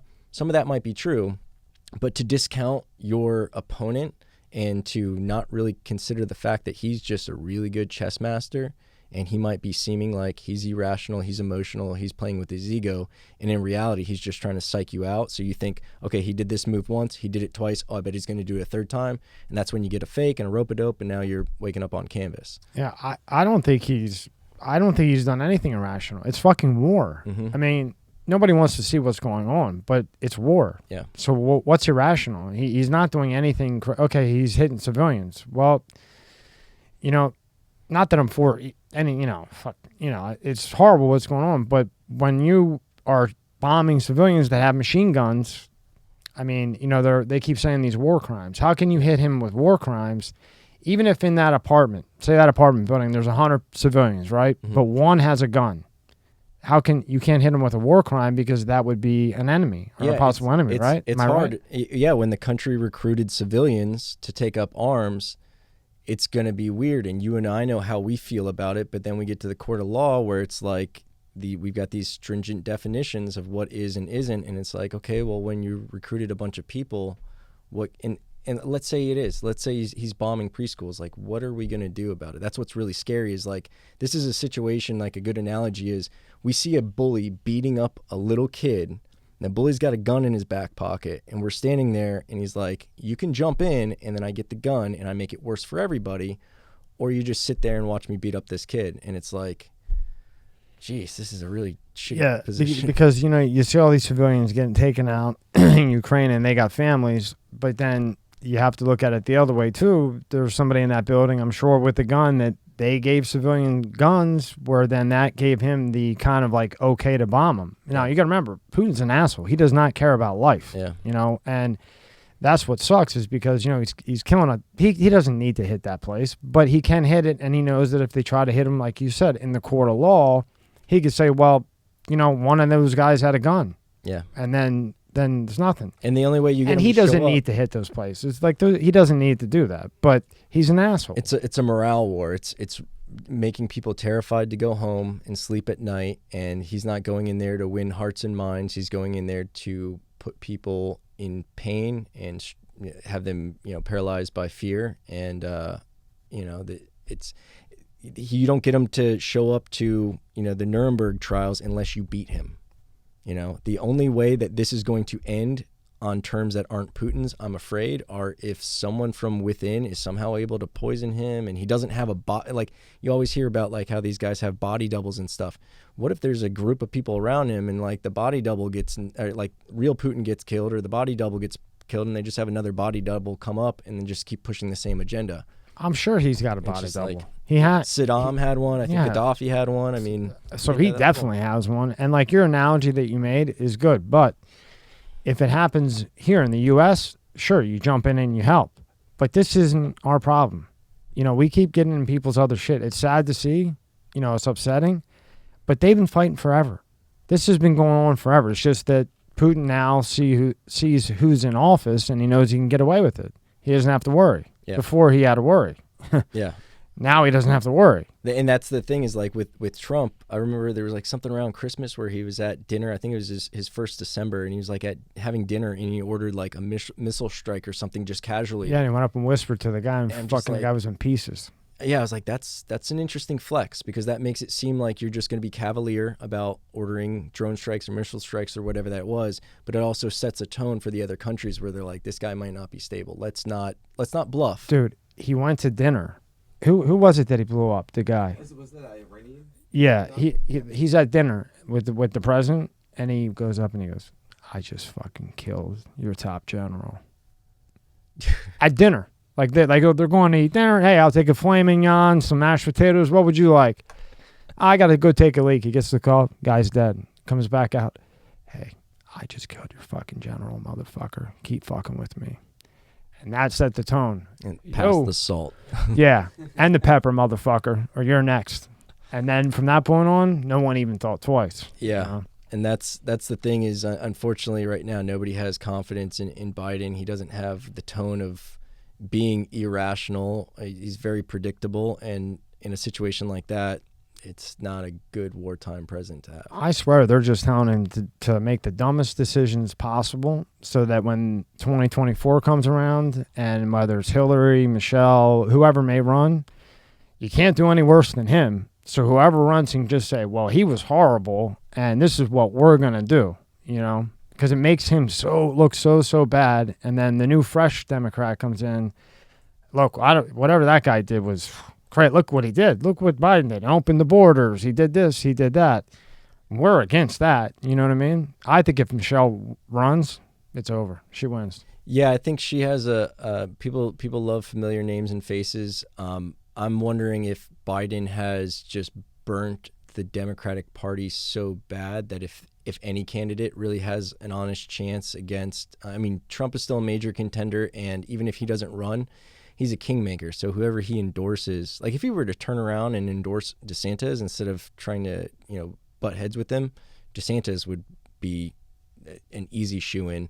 But I think the Republican Party in general has a major advantage because I don't know what Biden's going to do through the rest of his term, but unless he really turns it around and somehow makes the party of Democrats look like champions, people are going to be really bitter that they voted, trust the party, stuck with the party, voted for him. It's like, you put up a dummy. I think the only one that could run and win is Michelle, because now you have a woman, African American. She's very intelligent. She's smart, good talker. Seems like a very nice lady and young, and that'll be a good thing to compete against Trump. I think she could beat him. I think she is the only person that could beat him. Yeah, nobody else, unless there's like another nail-in ballot. Then I mean, fucking John Smith down the street could beat him. Yeah, I like Tulsi Gabbard. I think that's her last name, but she I don't think she's as well known, and she's a very kind of conservative leaning Democrat. And like you were saying, that's what they would need is like to come back towards the middle. Cause that's where everybody is. Yeah. Everyone's in the middle, but you can't divide us if we're all the problem with her is she doesn't have the energy. She doesn't have that energy to go up against the guy. And the brand, like everyone still loves Obama. So just, being Michelle Obama, I think you're 100% right. She's the best horse in the stable right now, so to speak. Now, why do you think now, all of a sudden now, they're starting to come out and show pictures of UFOs or what they think UFOs, and it's not, a couple people said, oh, well, there's phones now. No, these are fighter jets seeing these things. Now, it could be military that we don't know about. It could be actually, other life, other, fucking saucers or whatever the fuck. But why do you think now is coming public, whereas 5 years ago, people talked about it, but they weren't like, breaking news, guy was in jet, and the guy's got it on the radar, and they have the actual footage, and they're trying to track the fucking thing, and they can't. Multiple different times. And again, we're not talking about me or you or the kid in the street with the phone that sees the star that moves. It's official. This is government this is a military guy in a fucking fighter jet with radar asking, should I shoot this fucking thing, basically. Now, why now do you think it's coming to light? As if they didn't see this shit before. I mean, what's interesting is the amount of stuff that now is considered like completely acceptable, and the stuff that would, if you mentioned you believed in this stuff just even a few years ago, made you like the crazy uncle who wore a tinfoil hat and lived in a trailer. Like, it's accepted now. But it's pretty ingenious because they're trickling this stuff out where it's not this big shock or revelation, and they're also doing it while there's so much other stuff going on that I think that it's inevitable that it's going to get out. They know eventually there's going to be something. It might be in a year, it might be in a few decades, but eventually there will be oh yeah, we have known about this for a long time, and your uncle wasn't crazy back in the 80s when he said he was abducted. Yeah, we did have a problem with them doing that, and now they don't do that anymore. Maybe they still do, I don't know. But I think they're releasing it so that there's not that big reaction, because I've got friends who, like, a few years ago they're like, aliens, I don't think so, that's pretty crazy, and now they're just like, oh yeah, well, I mean, of course, the universe is so big, and it's just like, so in other words, you think that the reason why they're letting this footage out is to ease in, bring us in through the shallow end. Ease in and let AI come out, let all this other crazy shit come out, so that when you then say, hey, yeah, there is other life, there's other crap that has been here, we have it, it's not really a big deal, because by now you have fucking robots walking around in your house getting you food. Mm-hmm. You're not going to a game anymore or a concert. You're putting on glasses and you're at the concert. So now when you say, hey, a ship from another universe came, oh, really? Let me go back to my game, right? Yeah. You ease into it. Yeah, and it'll be a series of, like, I don't think you got the answers, boy. I don't think there'll be a big event. I think it'll be like, oh, we're aware of this. Oh, we've got communication. There's a pattern. Now it's communication. Now we can go back and forth. Here, they're gonna come and visit us, or we're gonna go to a space station and meet. I think they've already been here. There's guys in other governments that have come out and they're like, yeah, we've been working with them for decades. There's a Canadian guy. What he said? He was testifying in what looked like the setting was like the equivalent of like a congressional hearing or something, but in Canada. And he was like, yeah, there's like these different types, and we were working with one by the name of this, and there's grays. What, crafts or what? No, aliens. Like in Canada? Tall grays. Yeah, if you could look it up, like Canadian government official aliens or something like that. Yeah, type in Canadian government official aliens. Yeah. Just see what comes up. I think that would be it. And it's like an older guy.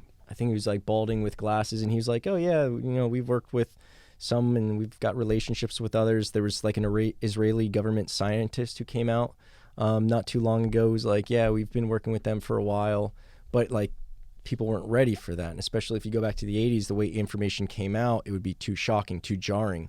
You'd have people committing suicide and like no longer caring about the government, because they're like, you're just a cop. You're just there's guys up there with ray guns. Like, I'm not afraid of you anymore. I've got this. And then you have to worry, and then religion too, because that takes you know, you really got to be gentle releasing that information, because a lot of religions, not all of them, I was incorrect the other day. I thought it would kill religion altogether when they came out with it, but I guess it wouldn't. But some religions it would. But it would fuck people up, because how if people thought that when your mom or your dad dies, you're never ever going to see them again. A lot of people wouldn't be able to move on. Yeah. You know, so I think religion is a good thing for that, so that you can continue on with your life and have hope. Mm-hmm. You know what I mean? Regardless of what, you believe or I believe or think, who the fuck knows? And it keeps some people kind of in line where they'll Canadian government official aliens. I think that might bring something up. And then he said that, and that guy in Canada, he said he was actually working on the aliens. Yeah, they were working with us on like technology and I forget specifically. Yeah, former defense minister. Yeah, wow. click that. So he's not just a dude. Scroll down. Yeah. Oh shit. At least 4. Yeah, he was talking about the different species and describing them. I think he was like talking about even like maybe where they were from or their attributes. It's like, yeah, there's tall grays and short grays and dark grays. Exit that out. So it says former Canadian defense minister says aliens would share advanced tech if we'd stop being so hostile. Yeah. The question of whether we are alone in the universe is one of the biggest mysteries of existence. Certainly, the sheer size, age, diversity of small portions of our universe we have investigated would seem, basically we only know a fucking penny of what's out there. Yeah. That's amazing. Fuck. And this is 8 years ago. Then it just doesn't. We don't. And now you would think that would be on every news station on the planet. With everyone kind of being more normalized by the idea that the governments, have their secrets, and whether they don't have to necessarily be malicious kind of in motives, but I don't think people are as shocked by the fact that the government doesn't tell us everything, and we are going to find out more and more truths that we were told are completely opposite of what reality is. It's like, oh, by the way, this, Oswald wasn't the guy. In 9/11, we did know about it, or it was an inside job, or something. Maybe those will be bad examples, but the Oswald Kennedy thing is a big example, because now I think most people, if you ask them, they don't think that Oswald was the guy, or at least not alone. Whereas back then, you were crazy if you said that. So now, as we start getting more used to the government accepting the fact that they lie to us or hide stuff from us, now dropping the alien stuff, it won't be as shocking as if we were to all of a sudden find out in the 80s, like, there's aliens, they're here, we're working with them, they've been around forever, and then people just lose their minds. Yeah, it was Oswald forever. And then when technology started to get better, people started realizing, if a gun hits you, your head isn't going to go like this, like where the shot came from couldn't have been Oswald. Because you couldn't see the sniper, the Zapruder film or whatever. Zapruder, yeah. You couldn't see that so easily. They didn't have the information spreading like this. So I think that's the other thing. Like you asked, why are they doing it now? Because information's only spreading faster, and it's getting harder for them to control it, especially with blockchain coming. Like if something gets out and they can't shut it down on Twitter, and there's information that's now on a decentralized platform, that's going to be scary for the governments, because now they're like, well, we can't pressure Zuckerberg and Jack Dorsey to turn this down. Now it's just out there, and now we got to tell the masses to censor themselves. Not going to happen. Yeah, they got to beat it, right? Mm-hmm. So that they got to start slowly coming out with it before it's all the way out. Yeah. Now, what do you think about black holes? Black holes fascinate me, and I think I'm always trying to learn more about. Those are some other kind of rabbit holes I go down into, like thermodynamics, and the way I look at it is, there's an infinite amount of stuff. No matter what you focus on, it's like you can go infinitely small and get into microscopic stuff and atomic level stuff, some subatomic particles, and then you can expand infinitely out as well, whether you want to zoom in or zoom out, and then you go out and you just think about the stuff that's above us 24 hours, like our entire existence, and it's just out there consuming things. Black holes, there's a growing theory now that there might be gateways to other universes and stuff, and the fact that they constantly consume and just take in matter that's just infinitely compressed. I'm not an astrophysicist, but like I don't understand how that exactly works without it being maybe shot out somewhere. There's some other big bang simultaneously happening out there. Well, if you talk to Robert Beto, he'll tell you there was never a big bang. Yeah, that was a good episode. Next time you have that guy in, let me know. I'll just stand there. I've been harassing him. He's a busy dude. He's in fucking Japan right now. Oh, yeah. And before that, he was somewhere else because they got the speed of light thing down 100%. But he's working with Elon with that molecule. So Elon's making a molecule. His own, I don't know how this fucking guy has the time to do all this, but he's making his own molecule that will be, because now they have the speed of light down, right? So people listening to this or watching it are going to think we're nuts. But I talked to the man. He was right across from me. I have the video, Robert Beto, and that was a year ago. Yeah. So imagine where the fuck he is. At that time, he said that they were at 99%. It was done. The testing was done. While he was here, they were doing the final testing. He had to leave to go verify that it was exactly the way he wanted it, because he had gotten the call that it was 100% accurate, 99% the speed of light. So when he left, he was like, after he ducked out the door, he's like 9 foot tall. You know, Yeah, he was gone. But the problem was that they had gotten the speed of light down, but they didn't know how to get through the matter. Because if you're going at the speed of light, you know, he was saying, like, if you just spit, like spit would blow up the ship to pieces. Yeah. So Elon Musk is making his own molecule to make his own material that will be able to sustain the impact from particles going at the speed of light. How fucked up is that? And Beto, they go back and forth. He'll never fucking actually say it, Elon Musk, but he says it but doesn't say it. But then off camera, yeah, you'll know, I don't like to talk too much about him, you know, because then everybody think, you know, I don't know. You know how the fuck it is. You know? So allude to it but not say it. So now with the black hole, he was all about that space-time continuum shit. That was his whole fucking thing.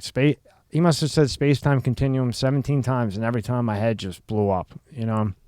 He talked a lot about black holes, and he thought then that it was a gateway. What's fucking crazy, if you go to NASA, right? So here's NASA. This is NASA's website. NASA says a black hole is a place in space where gravity pulls so much that even light cannot get out. The gravity is so strong because matter has been squeezed into a tiny space. How big are black holes? Nobody cares. But on the NASA site, it says the same shit it always says, right? That it's a black hole, it sucks you in and kills you, right? Mm-hmm. You see the same thing I'm seeing if somebody's listening.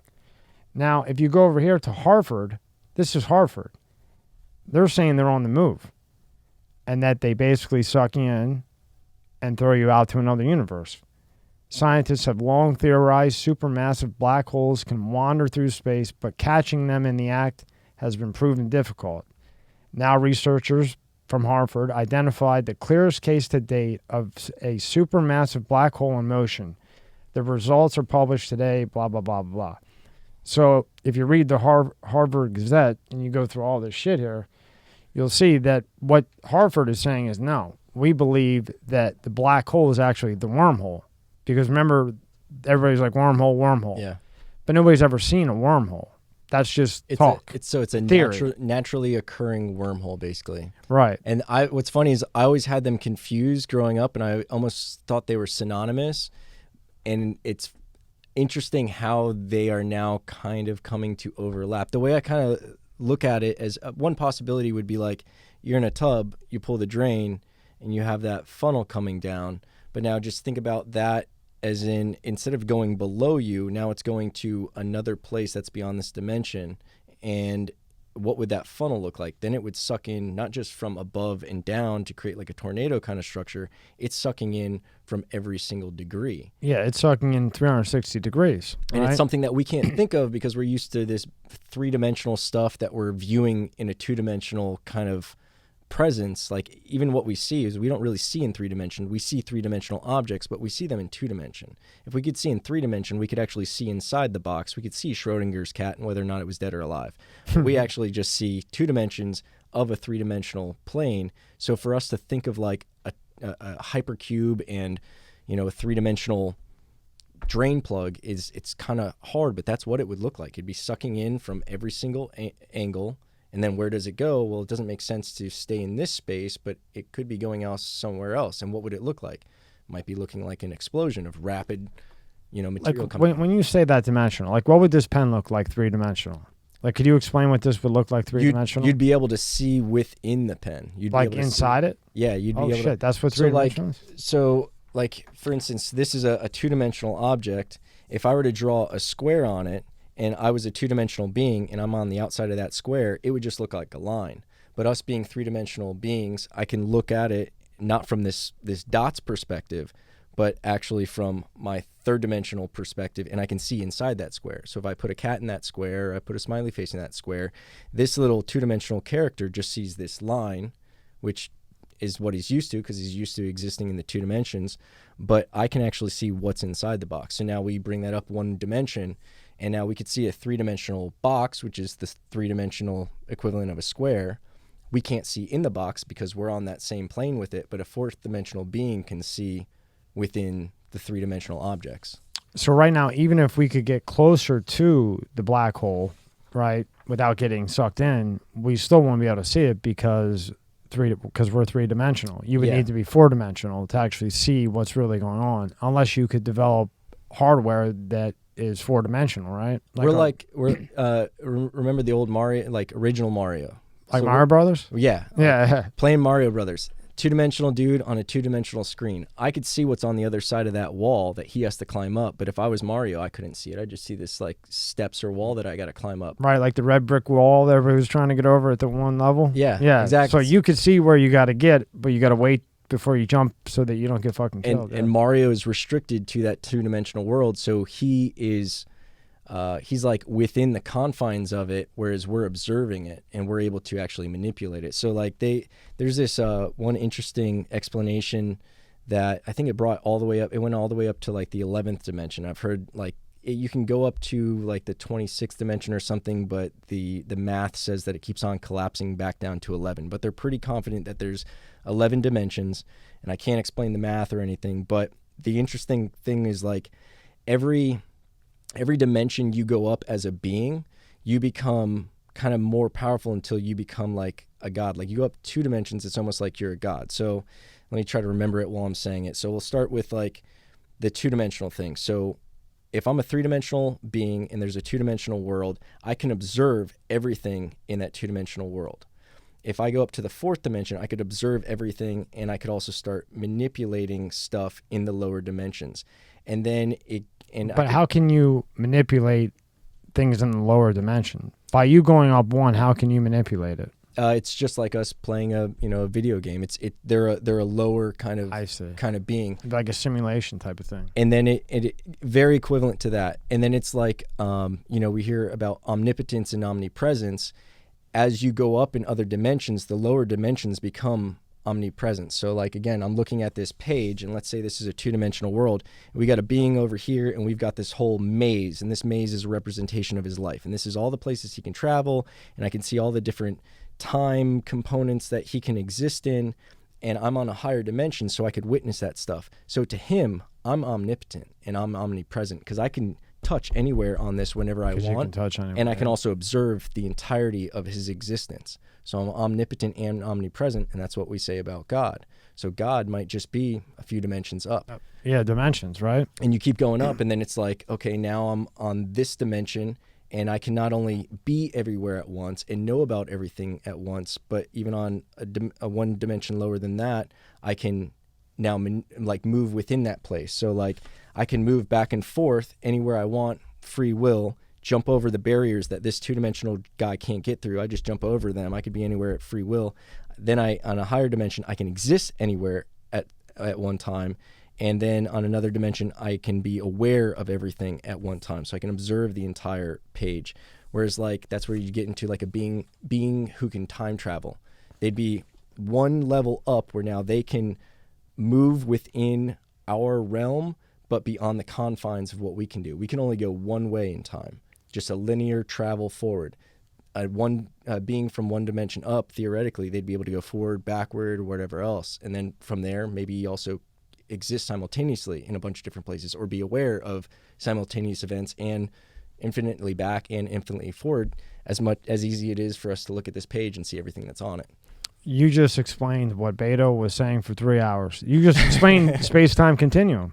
That's what you explained. That's I try, and again, this is like kind of regurgitating concepts that I get from other people. But but it makes sense. I mean, that's space-time continuum, right? Yeah. I mean, if you were to define what you just described, that's space-time continuum. Now, when you say those dimensions, right? Now, what about the dimensions of life? Like how if there's other dimensions in life? Because this is the dimension as far as a higher being, dimension above us, above that person, on and on and on. Like we had talked about before, like the deja vu thing. The only thing that can explain that is another dimension, energy crosses, boom.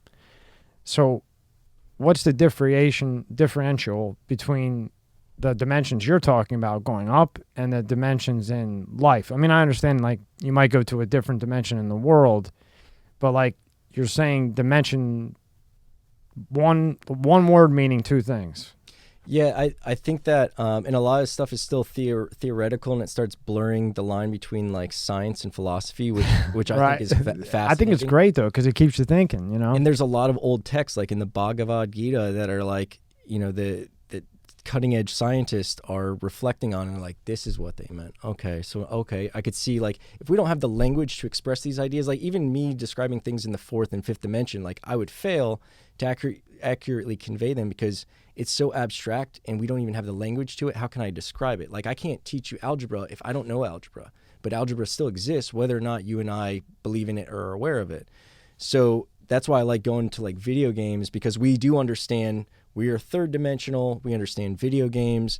So that's always a good analogy. And like, so you're asking about the different dimensions. Well, there's different video games. We've got Mario, who only knows Mario World. We've got Sonic the Hedgehog, and we've got Grand Theft Auto and Grand Theft Auto 5 and all these different dimensions. And they're also being played on so many different units by so many different people that it seems like there's theoretically an infinite amount of those little dimensions, realities within our one planet.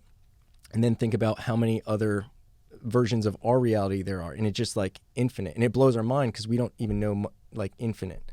And that's another thing, like to put that in context. Imagine going back 200,000 years and me even explaining million. Like, what did you ever see that there was a million? Maybe sand. Yeah. But like, you didn't use that. What would you never count a million. How many pebbles of sand are there, right? Yeah, and it's like one of those things where like now it's like we're just used to it. Oh, the concept of a million. I know what that is. I know there's $1 million. There's 1 million people. There's 1 million this. But back then, when you're in a tribe of 1,000 people with a few hundred goats and whatever else, like a million was a concept that just blew your mind. And that's the way I look at a lot of this stuff. Is again, ants not understanding algebra has nothing to do with the fact that algebra exists. Us not understanding these higher dimensions or struggling with it doesn't mean that it's not something for us to like explore and pursue. And it's overwhelming because it's like, man, what do you mean it's infinite? So like instead I wore a red shirt or a blue shirt or a hat or have a shaved head, and it's like, yeah, any permutation you can think of exists somewhere simultaneously. And that's what Beta was saying. He just kept saying the universe never began and it never ends. Mm-hmm. It just keeps expanding and expanding. And when you start to think about that, it really fries your brain. Yeah. Like never began, never ended, keeps expanding. Yeah, and time only exists in this dimension. Within this dimension, right. And it just fucks you up when you think about it. And then going back to the video game thing, if you're talking about like, different dimensions and or simulation, right? So if we're all playing Xbox, just for an example, I'm sure I don't have time for video games, or I probably would play.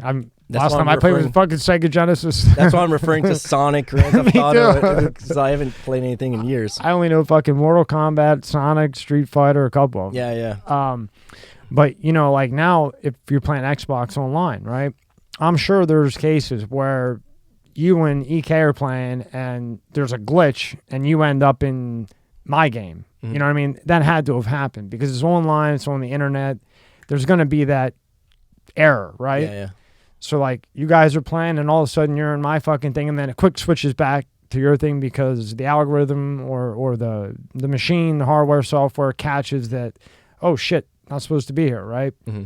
So then if you take that example and think about that as the dimensions, that's how I evaluate it. Yeah, and I kind of, like you mentioned deja vu. Like one thought is like maybe deja vu is when your consciousness happens to be like, despite the fact that on Tuesday I wore a blue shirt and then I got into a traffic accident, yada, yada, yada. That reality and this reality still ended up walking down the beach having the same conversation out of all those trillions and trillions and infinite number of permutations. And there's some worlds where I'm dead and some worlds where I'm a father and some worlds where I'm president. But out of all those, there's some that every once in a while, those two timelines like cross over where it's like at that time, he again is having that same conversation with that same person and you have that deja vu. I'm positive on that. I'm positive. I'm in my mind, I'm positive that there's different dimensions. Because for that fact alone, because I don't think you could talk to anybody, let's just say over the age of 30, that knows what deja vu is, that would sit here and say, "Oh no, I never had deja vu." Like like you go to the beach, you were never at that beach, but the smell. Sometimes you even know where like the pizza shop is on the corner, but you were never fucking there. Or somebody says, hey, Tommy, I just saw you. Buddy, I'm in Florida. I'm not in Pennsylvania anymore. No, I know it was you. It had to be you. You know what I mean? And he probably did see me for that split second, you know, because it's all energy. And energy crosses paths. And when it crosses, it's not a conspiracy. It happens. It crosses paths and fucks up. Yeah, it's like driving through towns and you not that anybody listens to radio anymore, but you catch that other radio station that like tunes in all of a sudden. Great example. Some fast talking Spanish guy pitching a car or something like that. Yeah. Like, blah, blah, blah, blah, blah. And you're like, what the? Remember, hell it used to do that all the time. Yeah. And now everyone listens to shit? podcasts. Yeah, and everybody listens to podcasts, but it used to do that in the radio because the transmitters would and they're both broadcasting. Yeah, and you'd be listening to like AM, like a game or something, and then all of a sudden you'd hear like, you know, PBS or some shit for a couple seconds until you got through that area, you know, and that's, I don't know how you can deny that. Now, do you think when we die that we go to a different dimension? What do you think happens when we die? There's this interesting, I don't know if I want to call it a theory or belief. There's actually a video on YouTube I think it's called like The Egg. And oh yeah, I want to say something. When I said positive, I'm always open-minded. So I'm positive as of now, but I'm always open-minded to learn more and be proven wrong. Yeah, it's like so based on what I have. Positive, yeah. Based on what I have. This is what I think. This is it. This is my best guess, but I'm open to other information, other data. Sorry to interrupt you. No sweat. But it's called like The Egg or something, and basically it's a really good representation of what I think happens, where this is kind of like almost like a gestation period where we're growing and we're learning to be the higher level being. I think that all of our energy is actually the same consciousness that's just split into fractals, and it's experiencing all these different positions simultaneously, and it's unbound from time. So my next life might actually be, you know, a Japanese woman in the 1920s, and then I might die, and then I come back as, you know, a slave, and then I might come back, and the next one's going to be in the future. And I don't think it's limited to time, and that's how I kind of interpret karma. And explain to me how you interpret karma. So the way I look at it, and a lot of religions kind of say the same thing, like basically don't be a dick.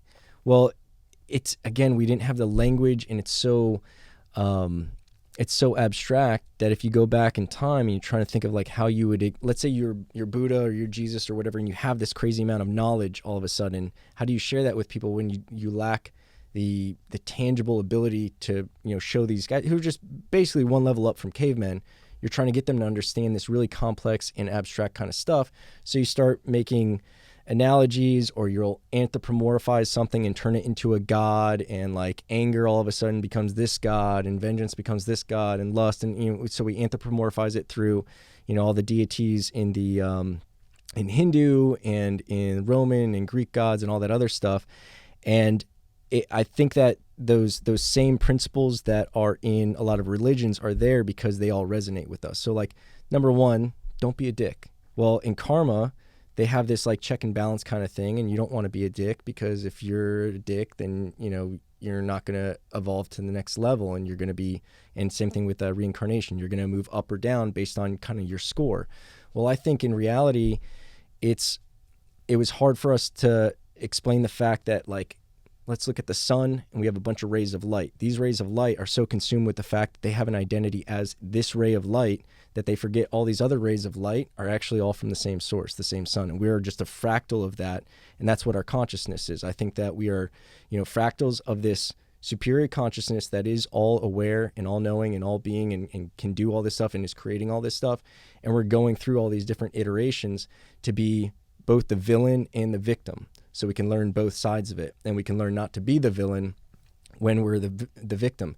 And if I screw you over, and then in the next life I end up being you, or maybe 100 lives or 1,000 lives from now I end up being you, it balances out just like the karmic scales.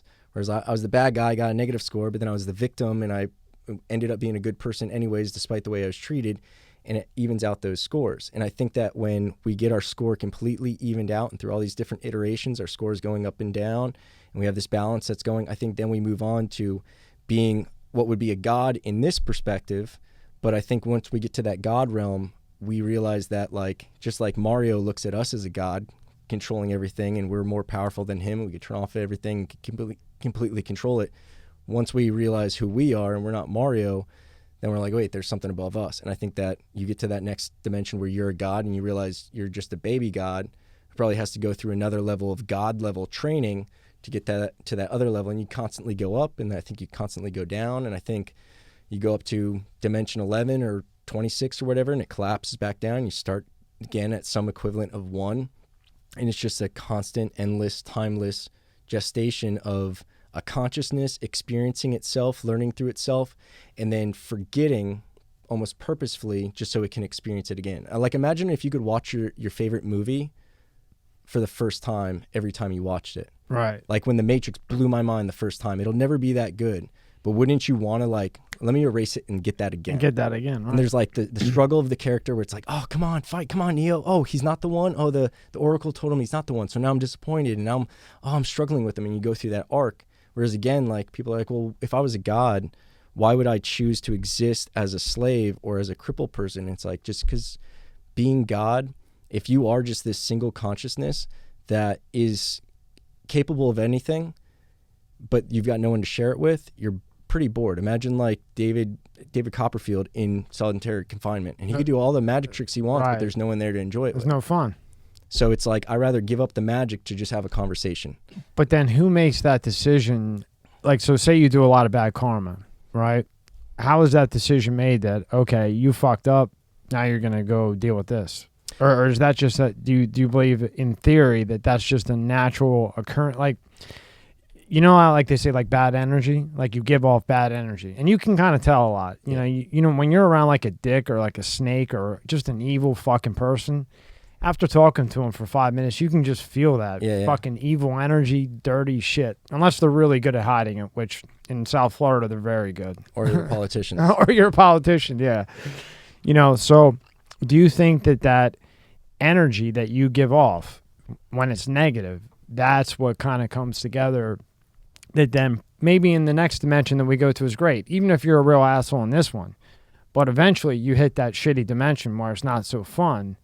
And that's based off the energy that you gave off maybe in this dimension, but might not catch up with you until later. And what you're saying is that dimensions are like a relay. Relay up, relay down, relay up, relay down. And then that would go all the way back to the original philosophy. The universe never began and never ends. Yeah. Because it's just a constant fucking relay. Yep. It's just a circle. And I think, I don't think necessarily if you're bad in this life, I don't have a real say yes or no on this, but, you know, like with reincarnation, they're like, if you're bad in this life, you're going to have a shitty next life. If you're good in this life, you're going to have a good next life. That sounds like it makes sense if you're thinking in a linear fashion. And we also have this sense of like, well, I want good people to do well and I want bad people to be punished. So that's why in Christianity you have heaven and hell. So that way, like, we can't think of anything beyond this one life. So if we see bad people doing well in this life, then it's like, don't worry, he's going to spend eternity in hell. It's like, okay, I feel so much better because I was really tempted to start being a bad guy because it seems to be working out for him. You know, like, why am I working so hard to be good? So it's like, no, stay in line. He'll get it later. And it's like, okay, as long as there's retribution and I'll be rewarded, I'll go to heaven. I'm broke now. I'm poor now. I'm suffering now, but I'm a good person, so I'll go to heaven. I think then in the karmic cycle and then in reincarnation, the same kind of thing where it's like, don't worry, your next life, you're struggling in this one, your next life is going to be amazing. He's going to be a cockroach. So it's like, okay, I feel better about this and I can struggle. I think that if we pulled out of the video game, it's not necessarily going to be an easier level next time. It'll just be another level. I might go in from being a bad, heartless dick, and the next level, I'm a good guy. Or I might be a good guy and the next one I'm a dick, but it's the other people I'm interacting with who are also going to be different versions of me. Let's bring it down to like a cast of 10 who are in a box. And each time as this play goes on, someone has to play the villain, someone has to play the victim, someone's the bystander, someone's just the background cast members. But we have the same actor playing everybody. And at some point, you're going to get screwed over and feel what that feels like. At some point, you're going to screw somebody else over, and then you get to experience, you know, remorse and guilt and all these other emotions. And then again, going back to being a god, that's fascinating as opposed to being this lonely god. It's like, I'll do anything. I'll be a slave. I could be a slave. Let's do that. I'll create a reality where I'm a slave. because this being alone is super boring. And I'll be a slave with other slaves, and I'll be able to experience relationships in something other than this echo of knowing and being omnipotent and omnipresent and all capable, but having no one to share it with. And then you just go through your ups and downs. And I think you graduate to that next level of God, or maybe not. Maybe this is all there is, and it's just a constant echo of all this. But I think the up and down, if there is such, that's in my belief that makes the most sense. And we don't like that because we want an end. We want the movie to end. Yeah. We want there to be death and then heaven. Because in this life, everything begins and ends. But that's just what our little peanut brains use. And let's You know talk. what I mean? Let's talk about heaven. Like that's a good story to tell people, but like eternity's a long time. Yeah. Like what if after we do everything in heaven 1,000,000 times and we're snowboarding and we're parachuting and everything there is to do, and now we know everything, like what do we have to look forward to? I don't think that's how it would be designed. I think there'd be some kind of option to be like, hey, you want to go back in the game? It's like, hell yeah, I do. Yeah, let's go. Like, Right. and the game's going to seem hard. You're going to rip the headset off and be like, oh man, it's just a game. All right, let me go back and play the boss. And there has, like I said, there has to be the villain in the movie and the boss at the end of the level. And we have that struggle, and it consumes us, and we think that, the world's ending and we're suffering, but then we plug out and we're just like, okay, I'm going to opt to play that hard game again because that was way better than sitting in this room with these magic tricks and no one to share them with. See, I think the karma thing is accurate in this life, like in the dimension you're in now. If I act like a dick to you, somehow, some way, somebody's going to get me, whether subconsciously or something will happen bad.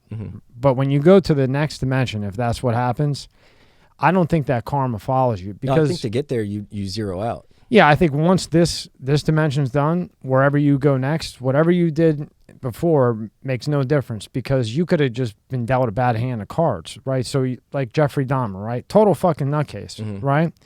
But who knows how I didn't watch or read everything about him, but how if he was raised with parents that beat the fuck out of him, right? Molested him, all kinds of crazy stuff. So circumstance developed him into a monster. Yeah. So now, he's a horrible guy. You should put 1,000 bullets in him. But his karma was victim of circumstance. Now, he made his own decisions, but I don't think that would carry with you. Yeah. Because now, if Jeffrey Dahmer was born into a nice, mom and dad home, good family, be in by 6 o'clock, and maybe he was, but I'm just an analogy, right? Yeah. Jeffrey Dahmer might not have been Jeffrey Dahmer. Yeah. Right? And then, it would have been the other guy that got the shitty hand. You know what I mean? And that's why my kind of concept kind of makes sense, is because you're not being weighed at the end of just this one life. You're getting the sum of all of them as an average. And when that equals a zero, when you've done enough good and experienced everything and overcame everything, then I think you have the ability to transcend. Or like I said, it might just go infinitely this way and just fractal off into all these different multiverses, and this is it. But I think that there is another level where we are, for lack of a better term, God or source consciousness. And I think this is an optional thing that we created to experience and enjoy and pass the time.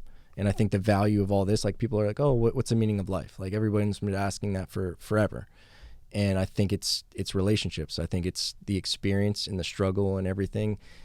An easy video game where you just win everything and you max everything out, that sucks. A movie that's just all good, nobody wants to watch that. There has to be that arc. There has to be a challenge. There has to be a setback and adversity, and right. Yeah, that is the meaning of life. It's it's love, it's sadness, it's caring, it's failure, it's success, it's struggle. That's the meaning of life. I don't know why there has to be, a lot of individuals feel like there has to be like one meaning to life. We're too complex for there just to be one meaning. Yeah. Now, I think it's either dimensions or simulation. Like the people up there from whatever universe, the Z galaxy or whatever is where they're saying a lot of this shit came from. They're just playing a little video game. Like they had the dinosaurs. We didn't like them. Fucking wiped them out 3 times. Put some... Who was it for? Napoleon's? What was the human name before human being? Neanderthals. Okay. Here's some Neanderthals. Okay, they're too stupid.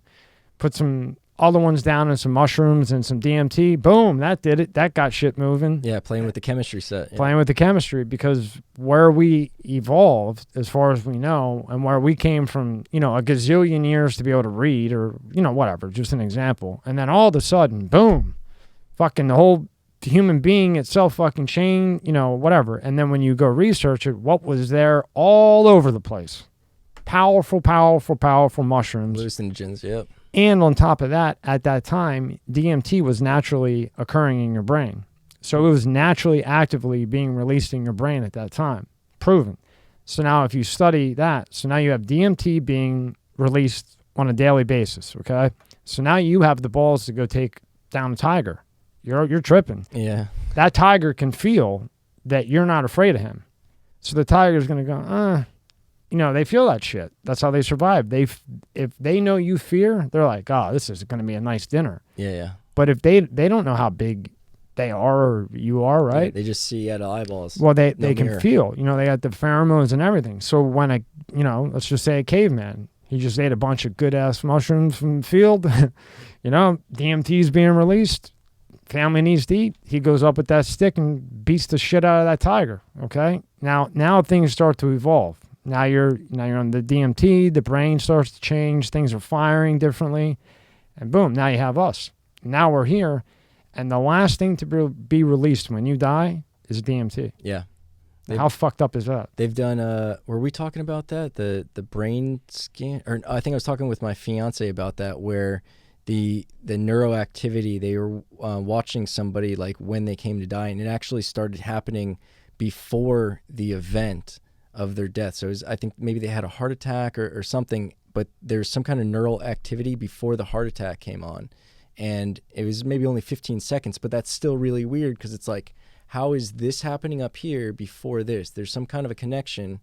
And then the activity beyond, the article basically said that it looks like the rapid sense in where everything was being stimulated, it looked like it was like a life recap. Like they always say, your life flashes before you. The amount of neural activity that just lit up the brain during the MRI. And they didn't know that the person was dying. They were going through, it was just one of those things that lined up. This person happened to be getting a scan by this equipment and on all these monitors because they were already sick in some kind of way. And then this happened, and they're just like, check out the timing with all of these instances. Like this happened like a few seconds before, then his heart started going into AFib, then his brain just explodes. Yeah, they had it on the American Medical Journal on the Harvard website that we just pulled up. Also, even fucking PubMed. It was, I guess they could only do so many. They did 5,000 case studies, all 5,000. Last dead, heart's dead, no more beating.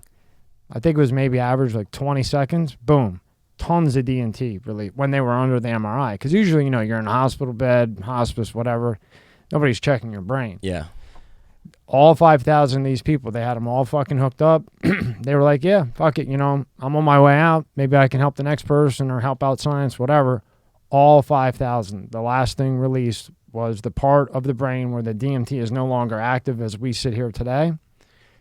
Within 15, 20 seconds after death, boom, lights up like a fucking Christmas tree. Yeah, and energy can't... So when everybody says I see that white light shit, it's probably the DMT that's being kick in. Yeah. Now, what happens after that?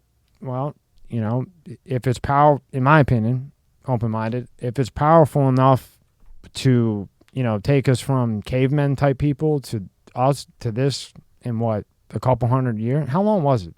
I mean, it was fucking fast. Yeah, it's hard because they didn't have like recorded bullshit. History. Yeah, so it was like a couple thousand years though, right? Yeah. It wasn't anything. But prior to that, spike. It was just like kind of a progression and then a spike of consciousness where it's like, okay, and then we go through getting tools and the different bronze and stone and all the different metallurgy going on, and it's just like do. Have you ever done DMT? No. Or do you know anybody who has? I know a few people who've done it, and it fascinates me. I think that one of my theories is that I've also heard people say that our brains can be considered quantum computers, and I think DMT might be something that triggers that because it releases when we I think dream. It is. I was just gonna say that. Yeah. And I think that's like why we have these. I don't have very vivid dreams, No, Some DMT people does do. release when you dream. Oh, REM no. does. REM. You're Okay. thinking REM sleep. Okay. REM, yeah. I thought DMT was a dreaming thing, but it exists in us naturally, and Yeah, it's it in does. almost Yeah. everything alive, plants, animals, everything. Yeah. And it's weird that that's another one of those regulated drugs that it's like. But now they are, as I understand, I think they're using DMT and Molly and psilocybin for like PTSD and other types of therapy in like Colorado and Oregon. So they're getting there, and kind of like the marijuana thing, it's inevitable. Mm-hmm. And now you got enough doctors instead of just hippies trying to promote it, because the hippies aren't going to be as credible. Now you have some very educated, well documented, and published doctors who are saying, no, these are the results I'm getting. I had this guy who's homicidal and violent because he went through Iraq and saw some really crazy shit that the average human in today's society isn't supposed to see. We're not barbarian. We're not Vikings anymore. Put him through some Molly, and now he's a loving guy. Well, did you watch the documentary on that?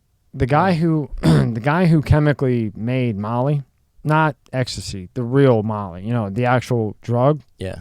it was meant for depression. Yeah. It was meant for depression and motivation, anxiety, drug, like actually, believe it or not, drug to get off other drugs. Oh yeah, and that's another thing they're getting with like ibogaine, DMT, those Ketamine type of- too. Yeah, Yeah, it gets very- people ketamine off. drip.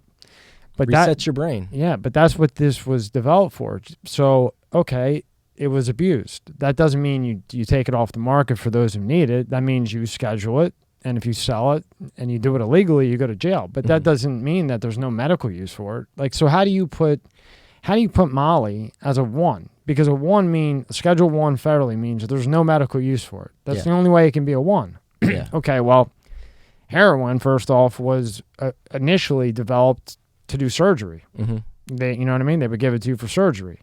So there is medical use for that. Molly, we both know for sure that there is. Ketamine, mushrooms, all these have way more medical uses than the 2s, the 3s, and the 4s. Like 4 or 5 is like a Xanax, right? Okay, it's got some medical use. It calms you down or makes you forget shit. Klonopin calms you down a little bit. But you have that out of 4 or 5, but you have proven known shit for hundreds of years that works as a 1 because people abused it. This is where I get Is that into, big pharma? That's big pharma. I also, this is where I think that the conspiracy theory kind of stuff kind of makes sense, because if I was trying to keep people under control and I was using like the material world and fear and bills and all this other stuff to do it, I wouldn't want them to be unplugging and getting a perspective to show them that stuff isn't important. Like, I wouldn't want them smoking pot and getting a perspective of like, everything's going to be okay. No, I want them stressed out and worried about bills and infighting and whether they're going to vote red or blue or whatever else. And unfortunately, I mean, I don't think it's everyone involved with the process is aware of that, but I do think that some of that stuff, like DMT, nobody's addicted to DMT. No one's ever died from DMT. No. You don't go out and drive a car on DMT. No. You have 5 minutes of some crazy experience where you're basically incapacitated. You lay down. I think ketamine's the same way. Like, they give ketamine. I know paramedics give ketamine to knock people out. Well, they vets started use it as doing well. ketamine drip in other states. Actually, you can do it. Yeah, it's a whole fucking shit show to get it. I was going to do it, but the guy died. The fucking medical director died. My luck, huh? On ketamine? No. No. I was going to do it with him. Like, he was going to... Can you overdose on ketamine? Yeah. Okay. Fuck yeah. But But DMT, you can't. no, you can't. But ketamine is absolutely the best for depression. Drip. The ketamine drip. If you go in there, say you're depressed, you got some anxiety, ADHD, any of those things, you go in there and get the drip. Somebody's got to drive. We went through we studied the fuck out of it. You get the drip. You can't drive home. You have to have somebody drive you home. You do 3 or 4 sessions once a month. Literally. You'll never see it publicly, but study after study after study. Yeah. Depression gone because it resets the brain, like you said.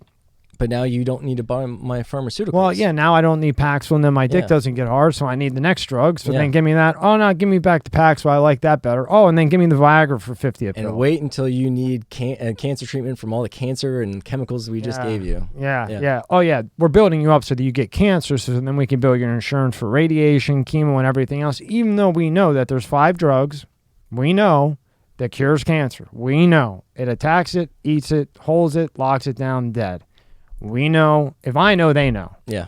But then there's no money. I worked in the medical industry, specifically the pharmaceutical industry, for a few years, and one thing I realized is there's no profit in cures. The profit is all in treatment. I don't want to fix you. I want to treat you. I want to see you next week. Keep coming back. Keep paying me. And the insurance companies make money, and taxes are generated. The doctors make money. Like, everybody makes money. And I mean, like, not to get too deep into the conspiracy stuff, but like someone, I think it was Joe Rogan, was even saying, he's like, is it not in the best interest for the pharmaceutical companies to put you in a position where everyone in the country has to buy something from them? It's a business. Of course it is. You know, it's a business. Then we go back to what we were saying about politicians and where their money comes from, and when it comes from. And back to the pharma. How about fucking Dr. Malone? Okay. He's the one who made the RNA, whatever's called the vaccine. Yeah. He's the initial one. Mm-hmm. And the reason why he went on Rogan and actually came out of his hole was because Pfizer did their own fucking case studies. So here's the shot, okay? And then I got supposed to be third party, but the third party I own. So I'm paying you. Hey, third party, I'm paying you out of my pocket. Mm-hmm. Oh, someone croaked, put that one in the placebo. Yeah. So Pfizer's doing their own fucking case studies. Now, he doesn't know it at the time, I assume. So the information he's getting when he's making this, he's like, all right, I guess, hey, this is what the case studies say. All right, we'll do this, we'll do that.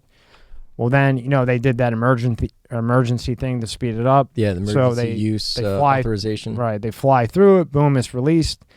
Then he keeps looking at it, and he goes, this can't fucking be right. It, kept doing the math or whatever guys like him can do, that we wish we could do, and he's like, this is wrong. This is all fucking wrong. And then he comes out, and like I've said many times, but guys like him you never see, especially on a podcast, on a Joe Rogan podcast, on Fox and everywhere else. But when a guy he's developed more vaccines than anyone else ever in the history of the world, this Dr. Malone. Yeah. And I guess the only thing I could think, he got so fucking mad that he got the wrong info. He went on Rogan, Fox, all this, and said, look, he basically said, don't fucking take it unless, you really need it. Like, if you're older and, you're really sick and, you're halfway out the door anyway, it might be beneficial. Other than that, fucks up women, early menopause. I mean, it just does a lot of shit. He was just breaking it down. And now he went to Japan to make another one, and he's working on one now. Now, I know, what's her name? She's taking the new pill from Pfizer. Pfizer has a new drug for COVID. It's a gazillion dollars. She got it, though. I think AC got it. She's taking it. Oh, yeah? Yeah, but Malone is in Japan developing a vaccine that with accurate information. But it's just unbelievable what it's come to, I think the last few years have opened up a lot of eyes, not everybody, but not only on the government's overreach and the fact that sometimes they're just talking out of their ass at best. Other times they are purposefully giving us misleading or inaccurate information that they know is inaccurate, but it's just not convenient for them to have the truth come out at that time. But everything, from the censorship that we've seen, thank God that whole Joe Rogan thing happened to him, because he's got such a big platform that's independent and you can't cancel him. And thank God for Spotify for backing him when they were talking about the horse dewormer and all that stuff, because that was good, where even my liberal friends who are hardcore CNN watchers, and I don't identify with any of the parties. I think that it's stupid because you lock yourself in. Yeah. I'm just for what's good. I'm not white. Yeah. I'm white. I'm not blue, and I'm not red. Yeah. I'm just for whatever's best. Yeah. Right now is definitely not what's best. No, and what's good about this stuff is even the people who are deep in the blue, they're seeing like, okay, yeah, there is a concerted effort where the media, especially liberal media, we can't trust. The government, and like I was saying before, the government, we're getting more used to the idea that they're not accurate. They might be lying to us deliberately. They might be just saying what they can without having all the information just to give us something to calm us down. But I think that awakening is happening, and people are starting to realize that, can't trust the big government or big companies, the big industries, pharmaceuticals and all that. Can't trust, the politicians, and can't trust the media. And it's hopefully going to get people closer to a vetting process. And that's another good thing about blockchain. Imagine where you can go through a link that was shared, an article, and you can track it all the way back to the original source, not someone who just downloaded it, copied it, and put it back up. But there'd be AI saying this is 99% the same as this article, and here's the source, and it's coming from some bullshit website. Because you would be able to see the source code, right? Yeah. Yeah, and then it's wide open. See everything on the blockchain, see the first time that was tweeted and by who and where they got it from, their resources and everything as deep as you want to dig. And then there will also be an AI component that will be able to do that kind of for you. So you don't have to think as much. It won't be Facebook deciding what's credible and what's fake news. It'll be some AI saying, yeah, there's a lot of credible sources who have in their history on the blockchain, they've been pretty credible with everything they've said. So we give them an upvote, and here's something worth you seeing. Here's some stuff that you can still see, but just know that the guy who posted it, like 90% of the stuff he put out is complete bullshit. So it's like, okay, I trust Tommy's post. I'm not going to trust Steve's post. Yeah. That's cool. Last thing, and then I'll let you get out of here. What does Elon do? What does Elon Musk do? Do you think what do you think he'll end up doing with Twitter, other than decentralizing it? Even though they're trying to block it right now with that fucking bill. I don't think they can. But he's 10 steps ahead. Yeah. He's 100 steps ahead. That, and do you think he buys another social media platform? He put up, who wants me to buy Spotify? They put a ton of money into shit. Spotify, Chris Podfest, this guy's like super duper smart.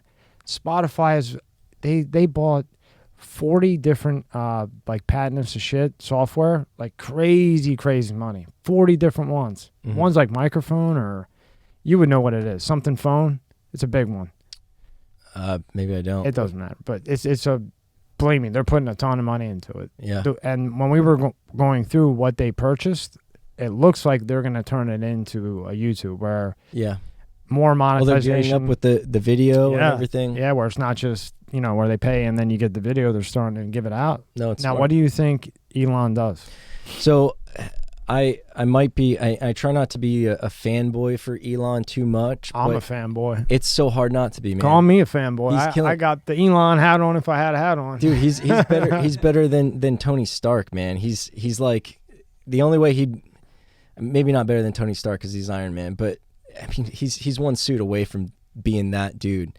And the stuff that he does, he's doing it for the right reasons. He's not, he even says, like, he doesn't have a yacht. He doesn't have a mansion. He sold all his houses. He's living in his friends' houses and stuff. So everything he's doing is like as close to being altruistic as possible. So I think what he might be doing is recognizing, okay, media is extremely important. Bezos bought up the WAPost, and all these other media sources are owned. Right now, the most powerful media sources are Twitter and Spotify, arguably. And I mean, we're seeing the ratings on all these other conventional media sources plummet.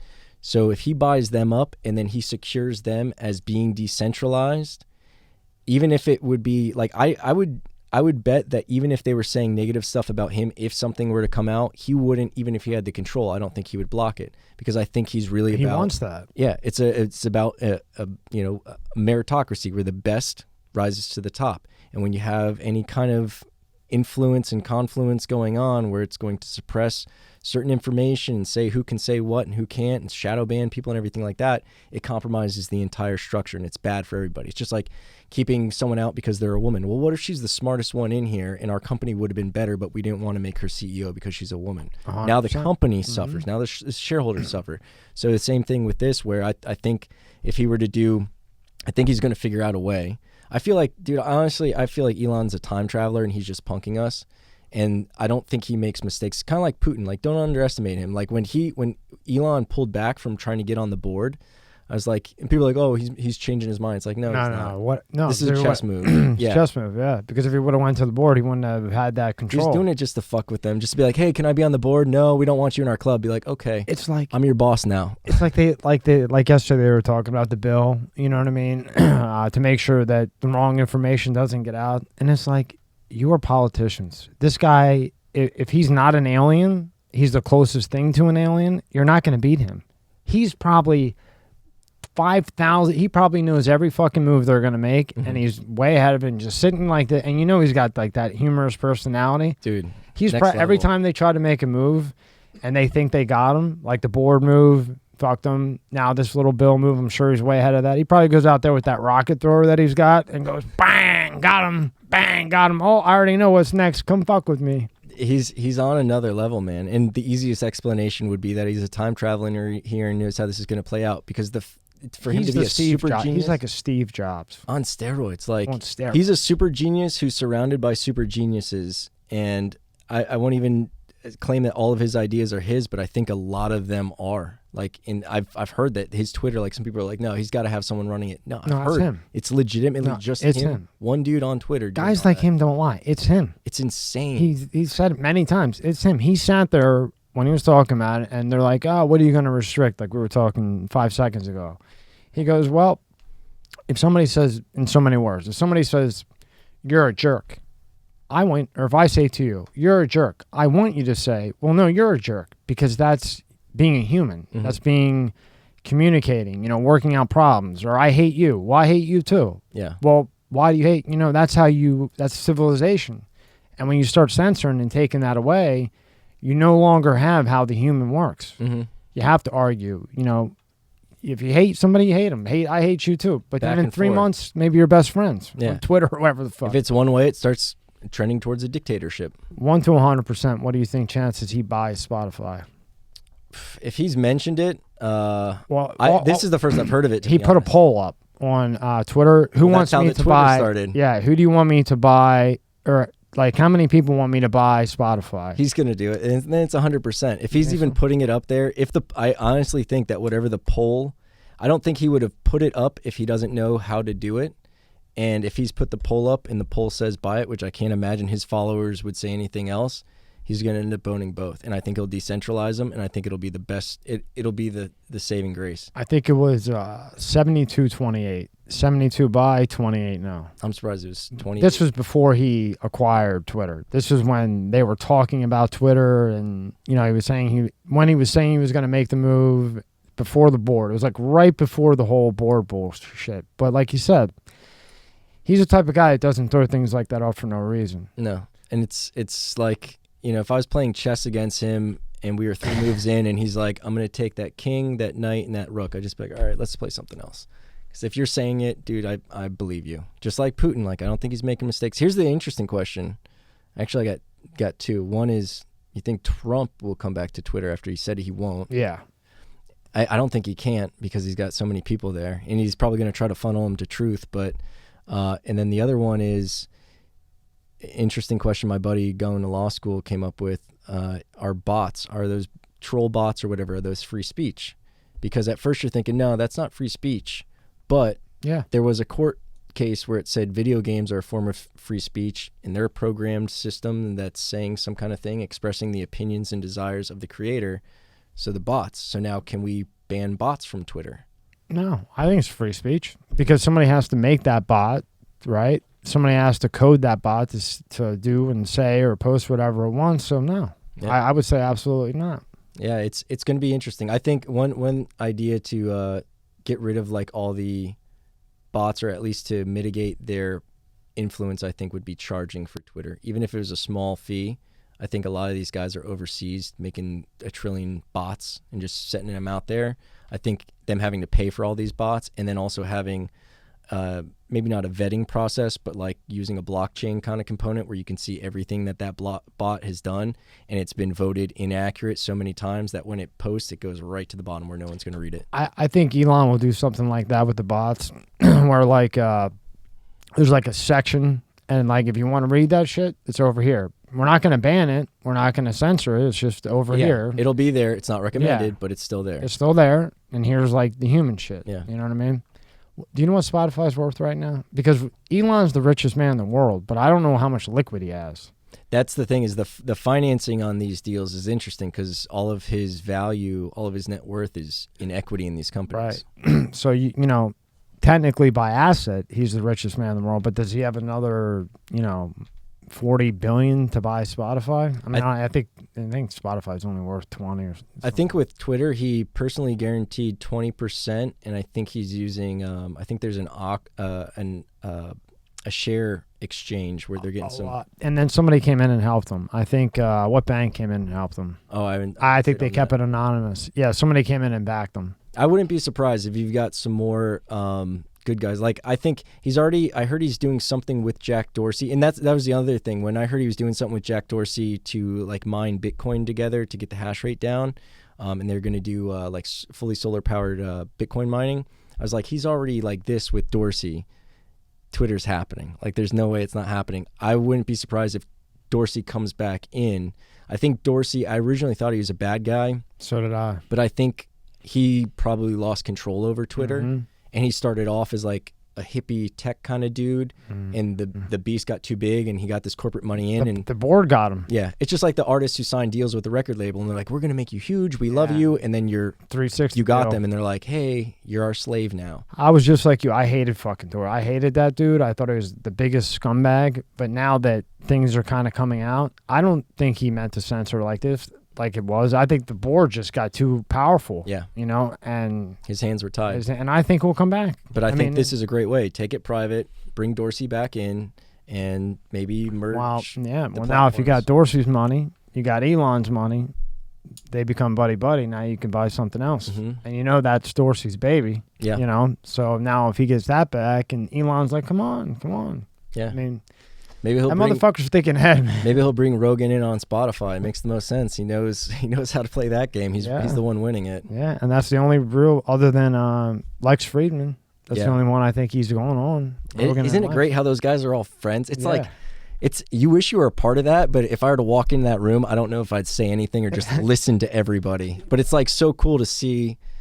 Like those examples, I always tell people, like, Elon's totally showing us that this is a simulation, because there's no way this guy is winning at all of these groundbreaking things, killing it, and he's like the Twitter king. Now he's buying Twitter and Spotify. It's like Pete Davidson too. Pete Davidson is worth $9 million, and he's dating the hottest billionaire on the face of the planet and having a double date with Jeff Bezos. It's like Pete Davidson is also showing us. Pete Davidson is an alien because he gets the hottest girls. He must have a schlong that's hitting his ankle and knows how to use it. I mean, Ariana Grande, dude, Kim. everybody. I mean, he's a decent looking dude and he's funny. But I mean, the caliber of bras that this guy's pulls, holy shit! Took Kim from Kanye. Like, he took Kim Kardashian with kids. How satisfying is that to know Kanye is just like bitter and he's worth hundreds of millions, maybe $1 billion. I don't know. He's a Kanye's smart worth. motherfucker too. He is, but Pete's playing with less chips. He's $9 million net worth, and like it's just like, dude. And he's like 20 something, and Kim's a decade older than him, and he's just knocking him down. And he doesn't care about anything. No. Just like Elon, he's just like, I'm gonna say what I'm gonna say. He says what he says. He loses these 20s and doesn't give a fuck because he just goes and grabs another 20. Logan Paul's another guy who's like just breaking the simulation and just showing us. He kind of needs to talk to his brother before he goes and fights Tyson. That's a pretty fucking. Which one's gonna fight Tyson? Logan Paul or the other one? I think Logan. He's a crazy. Maybe it's Jake. I don't know. I think it's Jake. Jake. Wow, he's crazy. Logan's the smart one. Jake is just brash. But I could see like how they went for the two different images. Like Jake's like, all right, I'm gonna get the tattoos. Mike Tyson, be were crazy. you crazy? The purse though. How many eyeballs are gonna be on that? How many eyeballs is he gonna have left? Have you seen Mike Tyson spar lately? I would not be taking this 90-pound punch right now. He was just on Rogan. He looks massive. Yeah. And then you can watch on YouTube him sparring. Last time when I was talking to him, he was hitting 80, 85. The last one 3 days ago, after sparring, 2 weeks ago or a month ago, he's hitting like 80, 85. He was getting all mad. The last one I saw after sparring, one after another at 90 pounds with gloves on. Do you want that? No. Jake Paul or whoever? I don't care if he's 56 or not. We're talking about Mike Tyson. Yeah. And he's not...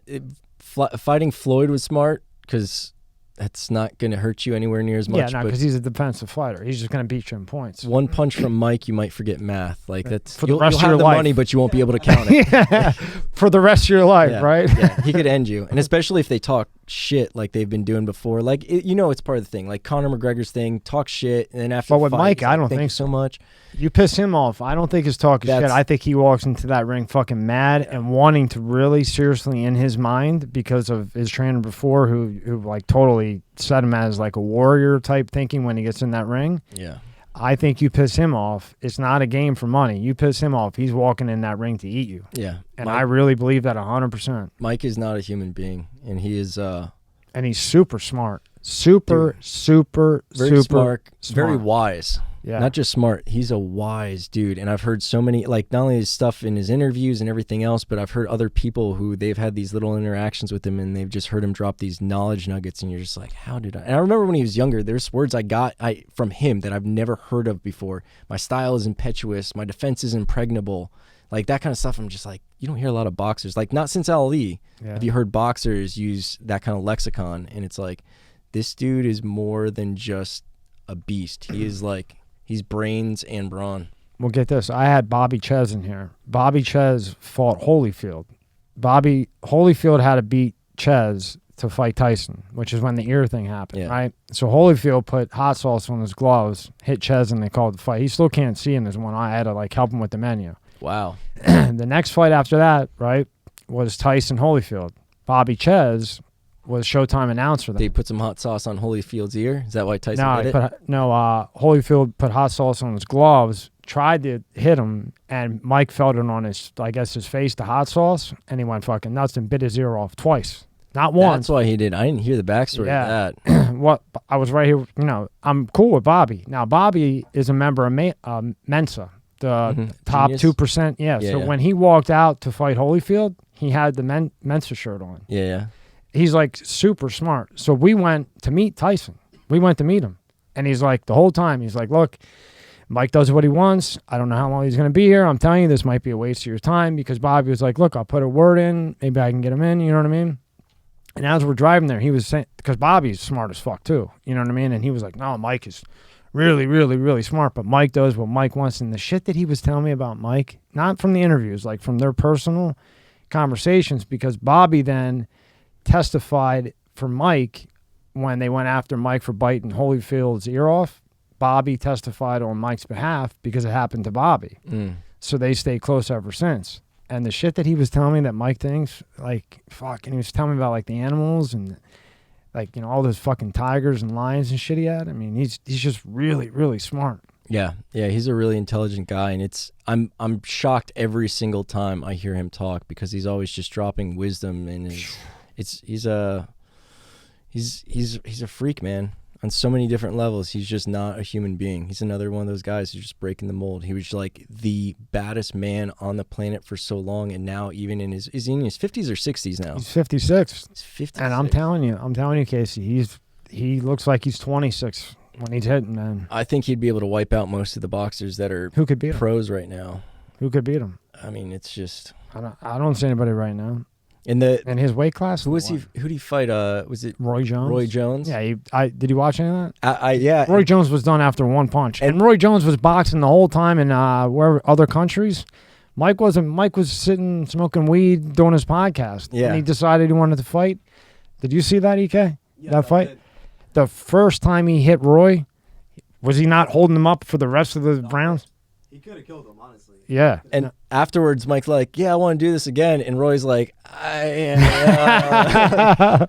it was an exhibition. They weren't even trying to kill each other. It's just like, the Mike first hit, bro. He doesn't throttle very well. He was holding him. He was like holding him up, because I think Mike was like, oops. Maybe I hit him a little bit too hard too quick, But fuck, man. Well, thank you for your time, man. It's always a pleasure seeing you. Yeah, it's a blast. You got to come in more often, man. We always have killer conversations. Yeah. All right, Casey. Thank you so much for your time. Yes, sir. Appreciate it.